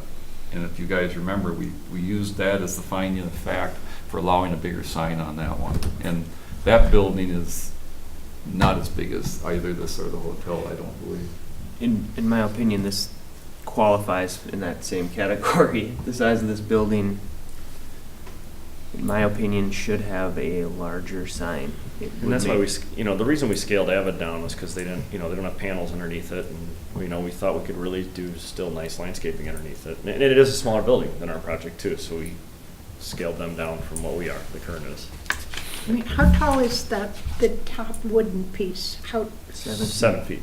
no, the top wooden piece that goes across the top is like, It's like an 8-inch member. okay, because that, I think that really finishes the sign off. And you could make it shorter if you took that off, but I wouldn't want to see them do that. I have more of an issue with saying the hotel needs a 6-foot sign, because why doesn't Country Inns and Suites then need a 6-foot sign? They're a pretty big building. American Inn, they're a pretty good sized building. Why do we think the hotel needs a bigger sign than other hotels in town?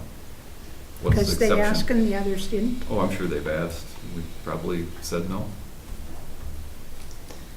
Part of the reason, we had them both at 7 feet, and we knew there would be some sensitivity to this issue, a lot. But what we didn't want to happen too is, them to look, we're trying to make them look complimentary too. Okay, give us your best reason why that should be 7 feet tall. Well, I think you guys answered that when you approved WPS's project too. I mean, we're not WPS, we're not as big. We're kind of in between what a smaller project might be at 5 foot, but we're also in between at 7 feet too. We're not asking for what WPS got, and so we think it's in scale with the overall project. We think it allows us to have very well thought out signage for the project, very well thought out landscaping for the project, and we think it's tasteful. I think it really will look in nice scale to the building. We don't want it to look gaudy either. We want it to look nice. This is a big sign, and we can't compare it to WPS. WPS, and it's written right in our sign code, is over 28. I think we say anything over 20 acres and 1,000 feet of frontage on Broadway is why we did it. This is a long ways from 20 acres and 1,000 feet I of agree. frontage on Broadway. Yep. I think it's an attractive sign, but it's going to be by far and away the biggest landscape ground sign we have going up and down that road, other than WPS, and that's taken back from the road quite a ways too when you look at that. It's not within 15 feet of the road, which helps soften the size of it. It is. Ours will look a little smaller in scale because we're breaking it up into different panels, the other tenants, versus they are one big WPS panel. So ours will. What would you say they are, 50 feet back? Maybe more? WPS. Yeah. They're quite a ways off of Broadway. Yeah. I have an off-topic I comment. think the biggest argument in favor of it is the mass of the project, just as we made an exception for Metcalf, that justifies making an exception here, and the fact that unlike WPS, which is really not a destination, it's just, everyone knows if they're going to WPS. Yeah, But this is WPS a- is clearly advertising. This is Question. more appropriate. Question, the bottom of the blue part where it says tenant sign, how far is that off the ground? 2 feet. That is 2 feet off 2 the feet ground. off the ground. Okay, so if you were going to put any kind of landscaping in there, you couldn't put any, I mean, is that a reasonable 2 feet for landscaping under a sign? Can you get something in there that's not gonna, yeah, you can. Oh, yeah, Could- we'll still if be you trimming, but I mean, Cut it it'll down, look you nice couldn't still. though, right? What's that? If you cut the sign, if you took the sign down a foot, then you'd only have a foot left there. Yeah, you have conflict. So,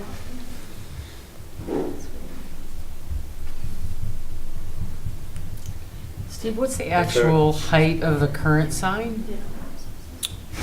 And not the tenant sign? Is it, So we have 5. Doesn't have the actual dimensions on here, which I apologize of. It's 5 feet from the bottom of the tenant panel to the top of the wood. mm-hmm, So People are getting taller than when we. maybe a foot and a half, each. I would say, call it 1.5 feet for the tenant signs and 1.5 feet, maybe a little bit longer if you add in the waves for the current. Okay. Can I ask how many stories the hotel is? 5. It is 5. More What? story, that's more stories than any of our other hotels. Yep. Finding a fact. Design question. Pardon? Is there a reason you It's a introduced new finding of fact. material here? That wood matches the hardy. No, the stone. Oh, that stone will match the building. That's, It's a brick. Okay. Yeah. Okay. Good. yeah, no, I saw. Do we have Glad you brought that up. the white brick? Yeah. What's your color brick? Yeah, that'll match. Well, Won't be that for sure. I also think if we decide to allow this, then I think there is an argument for having the Avid sign be just a foot shorter. I mean, just because you don't want it to be dwarfed, I mean, you do want them to look somewhat similar. I think it should be smaller. Just The because Avid- I don't think No, it I should mean, be it too. could be 6 feet as opposed to 5. I'm just thinking 5, like with a normal sign, might be too short for Avid. Maybe not, I don't know. Yeah. Well, I just like it in the fact that it's not too starting to look like a gate at that point with two big signs. True, With, well, right, that's true. If approved the way they are, the bottom of the tenant signs and the bottom of the Avid sign are pretty close to Okay. even. Within 6 inches. Well, unlike the current, the hotel's gonna have a sign up at the top of the roof, right?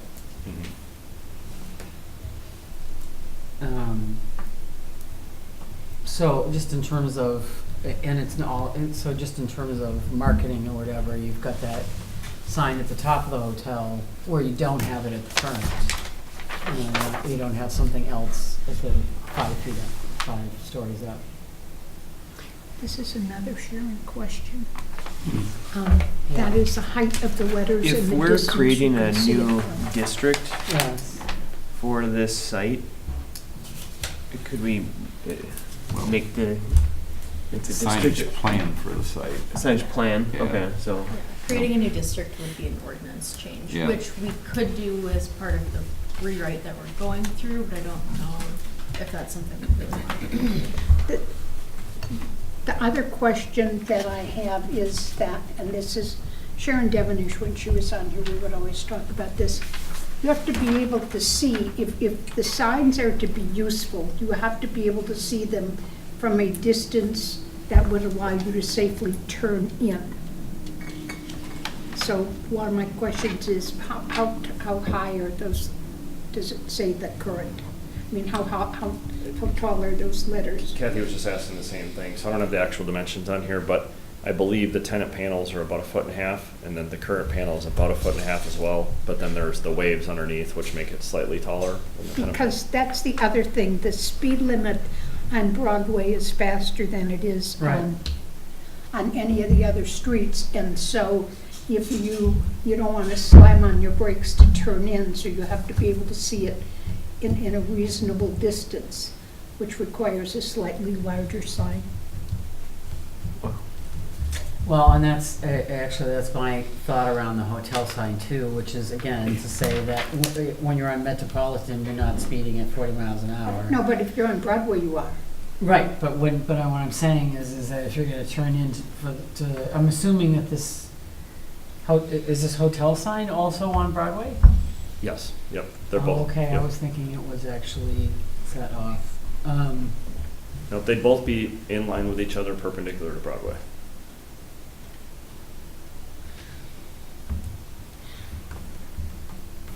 But they wouldn't block each other. I mean, you're still gonna see, I mean, there's enough distance with that Metropolitan opening that will, No, I think you need to It'll be see them, fine. but I think you need to be able to Yeah. see them from a distance where you can safely Sure. say, whoops, I went past it. sure. Although you could go to Bridge Road and turn, but.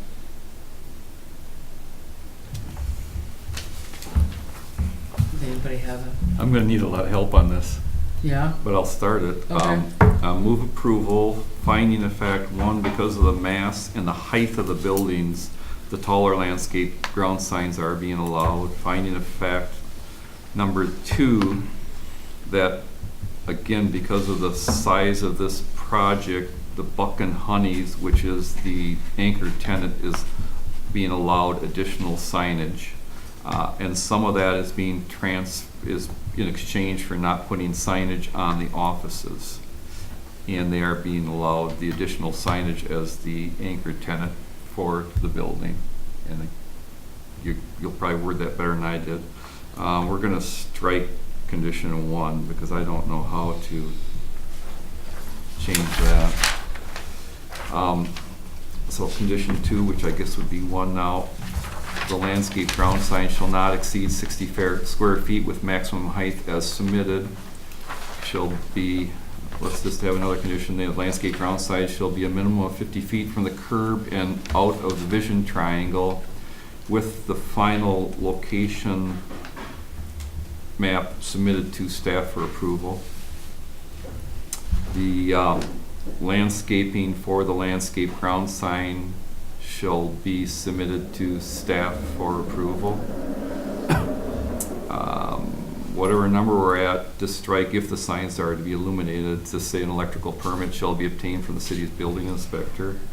After that, add our standard glare condition. I don't remember the exact verbiage, but that if glare from the signs becomes a factor for traffic, they may need to reduce the opacity of the signs. I don't see it happening with these because they're not white, but we put that on every landscape ground sign because we've had issues with them. Put down that, oops, I forgot one condition, that all signage shall be individually lit LED or backlit LED. Another condition that a maximum of 2 signs per user, except that the 2 end cap users are being allowed 3 signs because the building fronts on 2 streets plus the Yahara River.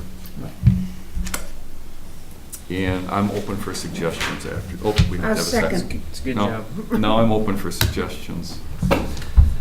I think it's perfectly done. It's not perfect. The thing that bothers me is how we're controlling the signage on the building. I know the applicant will, but we have to look for 10 years from now, 20 years from now, when the applicant may not own this building.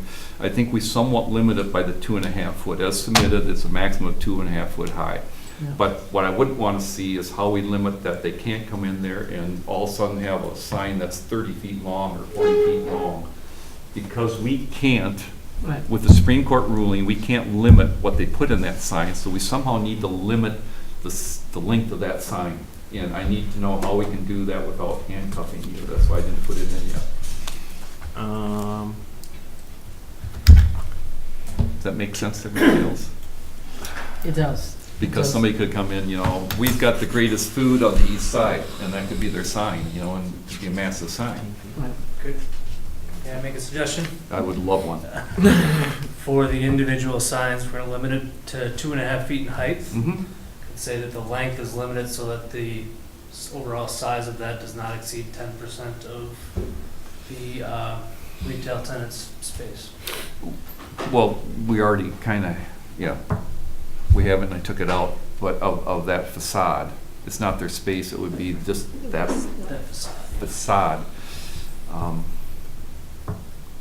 You don't want to say the length of it because the length will be more than 10% of the width of it. So it has to be the square footage, and at 10% with the square footage, if your average one is, how wide are your units that you're renting out?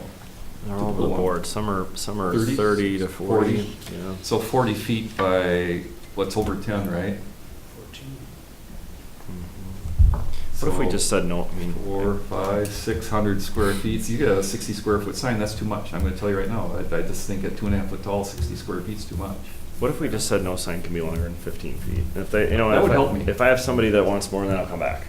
I think that would help. I don't know how everybody else feels, but it helps. So if we just Give it a limit, and then if I was come back, actually come back. wondering if there was a ratio of that 2.5. Well, there is, except Right. how many words can they put on? Buck Right. and Honey's is longer than, Well, we're talking about the tenant signs now. Buck and Honey is already a special exception I'm for just that. saying that there are some businesses that have a lot Mm-hmm. that are longer. Yeah. 15 feet's long. 15 feet long. Yeah, that's long. And if I find somebody that's longer, I'll come back. Okay, then can we add the, I'm gonna suggest we add another condition on there that none of the individual tenant signs can exceed 15 feet in 15 length feet. without approval of the plant commission. This has nothing to do with Buck and Honey's, right? Just No, yeah, Buck and okay. Honey's is its own little Yep, deal. all right. We have our finding of fact and exceptions for Buck and Honey, why we have bigger signs Yep. and more of them because of all those conditions. Mm-hmm. So this is the normal tenant ones. And as long as the condition states that it can't exceed that without plan commission approval, that's certainly, you'd have that right anyway, but it makes it clear. Yeah, you're saying all non-anchor tenants. I'm Well, just thinking yeah. about. That'd be a good way to Buck and word it, all Yeah. non-anchored tenants. Honey. I'm just thinking if Buck and This is Honey gonna be a works fun out. minute to review. Can't wait. One quick I just want to make sure I'm not missing something. So this, I mentioned earlier that we had some changes from what was submitted. So this page is actually not in your packet. Well, it is, but the Buck and Honey sign and then the retail tenant is actually JLA's sign. That's where their sign's going to go. So I would just ask for these slip pages to be inserted and then What pages? just this page, right? Just showing just this page alone, just showing those two locations for where JLA is going, and then the Buck and Honey sign on lower level. That's where their entrance is. What Yeah. elevation is that? That would be the west elevation. And then, and then the elevation that shows the sign on the pergola, that sign is not on the elevations in your packet either, I don't You believe. talking about Buck and Honey's? I can't tell from what you have in Yes. your packet. It just says retail tenant. Yeah, Yeah, okay, so that is where the Buck and Honey sign. it doesn't, that'd be this one right here, and it doesn't really say, and that's why I asked. Yeah, so our package here tonight, this one does, so. Well, it doesn't do any more than this one, it just shows it, I mean. The only reason I bring that out is we're making a special We are. exception for Buck and Honey's than the other tenants, so I just, Um, you would ask that this page and the other, okay, so that page be submitted. could we add another finding of fact then that the tenant signs are being allowed, because of the consistency in this project, the tenant signs are being allowed on the canopies / pergolas? Would you agree to that? Yes, yep. Because we brought it up, it'll be in the minutes that we brought up that where they are, but that would be a finding of fact on That it. is, yeah. And I believe our new sign code will allow that once it's passed, will it not? Didn't we talk about having signs like that? Not roof mounted, but onto a canopy, I think it was addressed. Not, we'll have to look at it in December meeting when it comes. Bill Cole had some comments on specifying mounting of different types of signs, so we'll talk about that. Yeah, okay.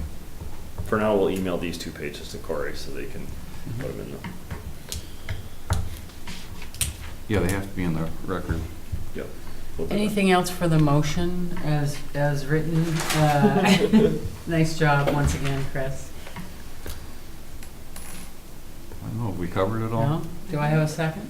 Oh, you had it? Yeah, I Oh, second sorry, I that. didn't hear you, Kath. Have we covered it all? Is everybody comfortable? Everybody comfortable? I mean, again, I'll say, I don't think the building's oversigned the way it looks. I think if we put less signage on it, I think it would Yeah. hurt the appearance of the building. And so where are we on the landscape signs? Are we moving this The separately? landscape sign, I put a finding of fact in there because of both the mass and the height. That and the hotel, but this. Yeah, and the other- hotel's 5 stories too. We don't have other 5-story Right, okay. hotels. Okay, just wanted to be clear. So I said because of that, we're accepting it submitted. as So one submitted or seven, one six, proposed, okay, yeah. that's fine. So right now, those signs are that high, but in the conditions, they have to come back with a landscape plan. One thing we always ask for is a landscape plan. I'm a little, we should have those submitted with our sign package Okay. as a landscape plan for that. And the reason I wrote it in there for staff approval is if it looks good, if you think it's everything the commission is looking for, great. If not, then you bring it back to us. But it allows staff to approve it without coming back to commission. And then the same thing for the location of it. I'm sure you'll talk to Dan and look at vision triangles and where it's at. If there's any question, bring it back. But if it's clear and it's fine, then it's a staff approval. That's why it's written like that. Do we want any condition about the materials for the landscape sign matching? Yeah, the- absolutely. let's I add thought you another, said you were gonna do let's it, add but- another condition Absolutely. that the masonry on the landscape ground sign shall match the masonry of the building, because we always look for them to have complementary Right. materials. Right. Is that acceptable to the Yes, second? yes, yes. I think that's a good point, and that's something that was discussed. Absolutely. Are we ready to take a vote? All those in favor say aye. Aye. Opposed? Okay, motion carries. Great. Work out. I do have just two real quick questions. I know you want to get in my hair. We're working aggressively with somebody to do solar for the roof, and we're 99% certain we're going to get the grants to allow us to be able to do it. Does that have to come back to Plan Commission? If it affects the look of the building, it does. It's on the roof, you won't see it. Because you talked to some city staff today about that too, right? Aaron, I think you talked to Brad, asked about a permit for it. Yeah. That sounds right. I got an email about that, I think.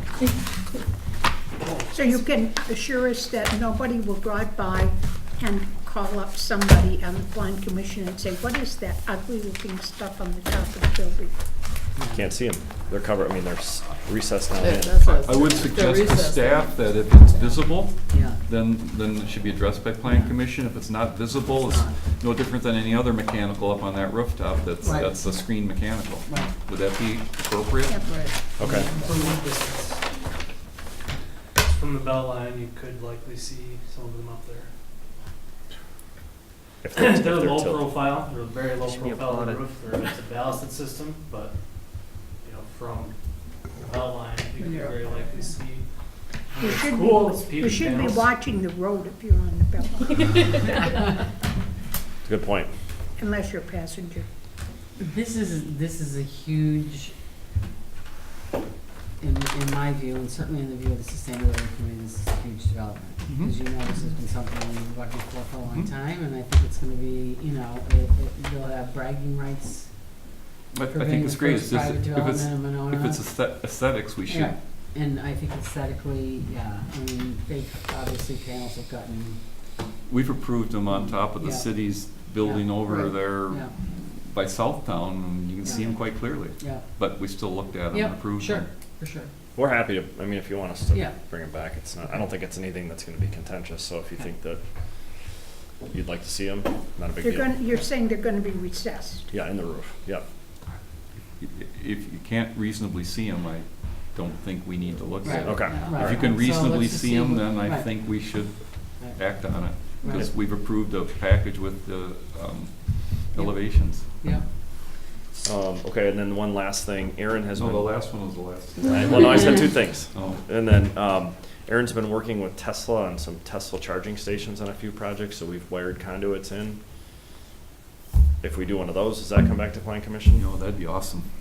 that'd be I good. don't think we have an issue with that, do we? Okay, No. all right.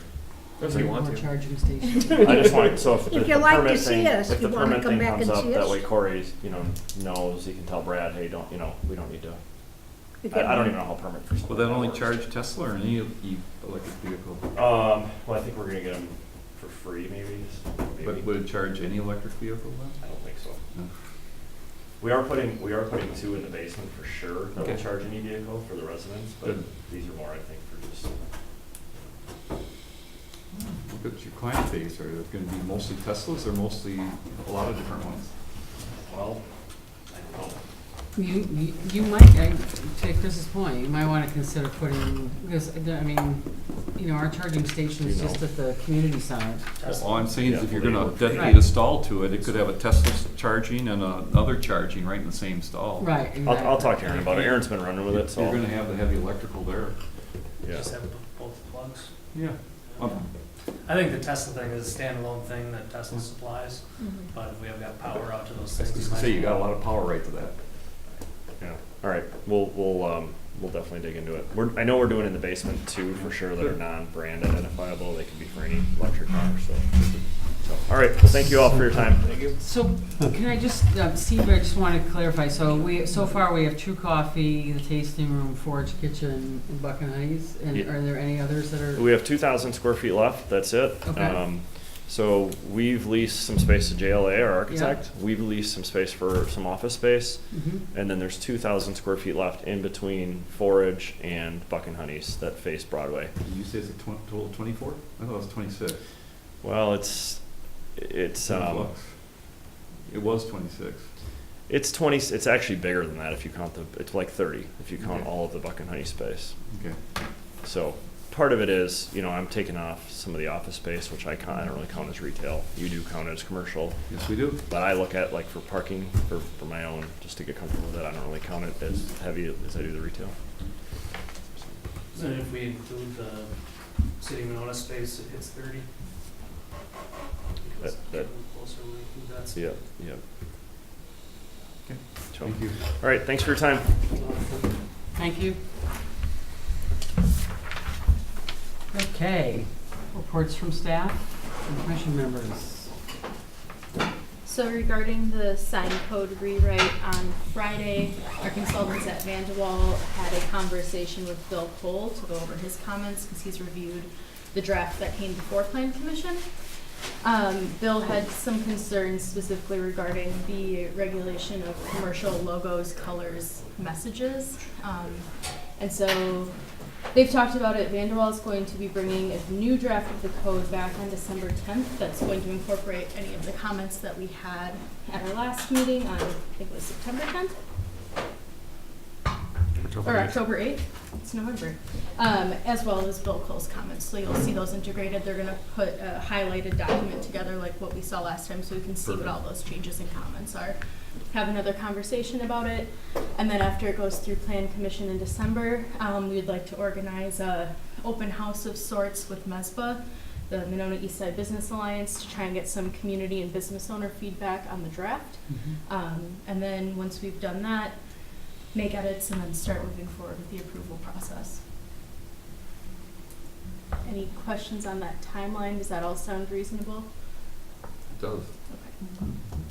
Sounds good. Corey, did you want to Yeah, I weigh just, in on the White Horse CSM? sure. Have some feedback? So this was approved a couple months ago. Public Works approved it. The surveyor submitted a new revised CSM with some of the changes we had approved, conditions we had approved. He changed, as far as the access off the private drive off of Broadway, the planning commission approved with 30-foot no access. His revised CSM showed a 20-foot access, so we've done, he's laid out some measurements, put some paint in the convenience store parking lot out there, done some measuring. We're kind of still going back and forth. My feeling now is this may come back to the planning commission next month for further clarification with him, but I'll try to clear that up with him, hopefully. I think it's nice that he's putting some thought into it. We could actually have some dimensions and see what we're really dealing with too. That would be helpful. Yeah. As far as other items, I don't, other than maybe a couple other signs permits we've received. I don't have anything for a November 26th meeting, but we're working towards a December 10th planning commission meeting. Are any of those signs so critical that they couldn't wait until December 10th? No, I think they can wait. Yeah. I'm assuming that people would appreciate not having a meeting on the 26th. Yeah, I will not be in town for that day. Okay. Well, unless something critical comes up, I would say let's let go of the 26th. Okay. Would they not have to Give have their people packet in by today to be on the 26th? Right, Yeah, we've had some inquiries. We just, but nothing. there's yeah, we've nothing had some hard back and on forth this. with the applicants, so Okay. nothing official. Okay, then I would say we are off on the 26th. Next meeting will be on December 10th.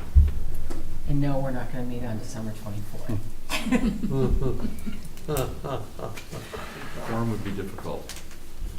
Anything else, any information that commission members, yes? A question, do we know, has anything else happened on that Interlake thing where the people had come, they wanted to build their home, but they couldn't because of flood storage? I mean, I've been thinking about that one a lot, and it seems to me that Interlake is a lot like Belle Isle, where actually the city did go forward and put in a lot of infrastructure so that those people could improve their homes and we could up the value in that area. And I'm not sure Interlake's a lot different than that, so just wondering if there's been discussions with the city, if there's anything the city can do to help that whole neighborhood out. Because it's very similar, a little smaller neighborhood, but very similar to Belle Isle. And where we did a lot to help that area out so that they could really improve that. Well, there isn't any, there certainly hasn't, not that I'm aware of, but I could certainly check in Yeah, with Public Works. it's just a and see if thought, you there's know, been that whole any- neighborhood could use a little It's help. been brought up. Because I remember years ago when that area was depressed like it is now, it was Right. done because of the flooding, to Right. try to help that neighborhood. And I understand that we don't necessarily, we said, well, we won't let a park be used for private homeowners, but we absolutely did in Oneida. The comment that Dan Stephanie, the Director of Public Works, gave, it never made it to the Public Works Commission, but we talked to him about it when it came here. Right. Is he doesn't want to see that developed to be compensatory storage because there's future projects to redevelop that road that they may need to access. I understand, I'm just thinking if, you know, it certainly isn't something Dan would approve, but if the council felt strongly enough about it, that they say, you know, these people have an issue here, we want them to be able to redevelop these homes and add on, and if we really want them to be able to increase the value there and keep moving forward with their homes, maybe something like that, that's when the city has to step in and help the whole neighborhood, because one individual person can't really do that. Much like, I mean, we invested hundreds of thousands in Belle Isle to help with the flooding there. Right. So it's just a thought. The more I thought about this, the more I thought, you know, it's not totally unreasonable to ask the city to step in for that neighborhood, not for one individual owner, but for the Right, neighborhood. good for the neighborhood. I'm making myself a note to Yes, mention so it to just the a council mayor. Unsolicited thought. Yep. Okay, unless there's anything else. Oh, I did have one Yes. question. So Any regarding persons the delivery of staff packets, is Yes. there a Yes. consensus on how you would prefer to receive those? She's just Principal asking as it delivery of regards to the delivery of staff packets or packets for the meetings, do we have, and what I said earlier today was, in fact, you may remember the last meeting here, I didn't get the packet. Remember, when I came, and she said, "But I put it in your mailbox." So what happened was, she put it in the mailbox, and mailman obviously grabbed it thinking it was outgoing mail, and it didn't have postage on it. And the return address wasn't specific, it just said City of Monona, so it had a, you know, one stamp for no postage and another stamp for, couldn't be returned to sender, and so then it came back into my mailbox like 2 weeks later. So case in point of mailboxes, are not the way to go, so I suggested what Susan Right. echoed what you said, which is why don't we do it indoors? If we need it, I don't need it in my box, I can definitely pick it up out of my box at City Hall. But, We did it that way for 20-plus years. It just changed a few years ago. All of a sudden, they started getting put in the mailbox, and I'm not sure why. right. Yeah, I never. That was recent that it changed. Yeah, I never knew mine came in the mailbox till this week, but I have a mail deliverer who does not take kind to non-US mail being put in the mailbox. And that makes sense. I hadn't thought about it. That's just how Sonia had showed me how Right. to do Yeah, it. but that so- changed. It did change like Yeah. when you came. Yeah. It hasn't, how long's it been? Well, since I've been on the plan commission, that's how I've gotten them in my How long have you mailbox. been on the plan And commission? Sonia mentioned that's Been that how way she for me, delivered too. them. Because How I long you asked been on her specifically how late in the day is it, so it would come after 4 the mail years? was in there. That 'Cause- long? But it is Okay. actually illegal to put things in mailboxes, so really, Well, and when it changed, the comment I heard, well, it's intrusive or whatever, goes to somebody's front door. You know what? The UPS-man goes there, the FedEx guy goes there, neighbors go there. I don't think it's intrusive to anybody to set something at their front door. no, it's more hassle for the delivery. It is, absolutely, it's a lot tougher. It's Does gotta get front in your door car. work for those of Front, you yeah, that? front door would work for me. And that's how we always did school board packets too, because of that. I mean, they would drive up the driveway and run up and drop by the front door. And Paul would always go really fast so he didn't get caught and have to talk. Is that okay for you, front door? I can do that. You can do that? We're not, okay. Fine. Okay, great. Do we have a motion to adjourn? So move. Do I have a second? Second. All those in favor? Aye. Aye.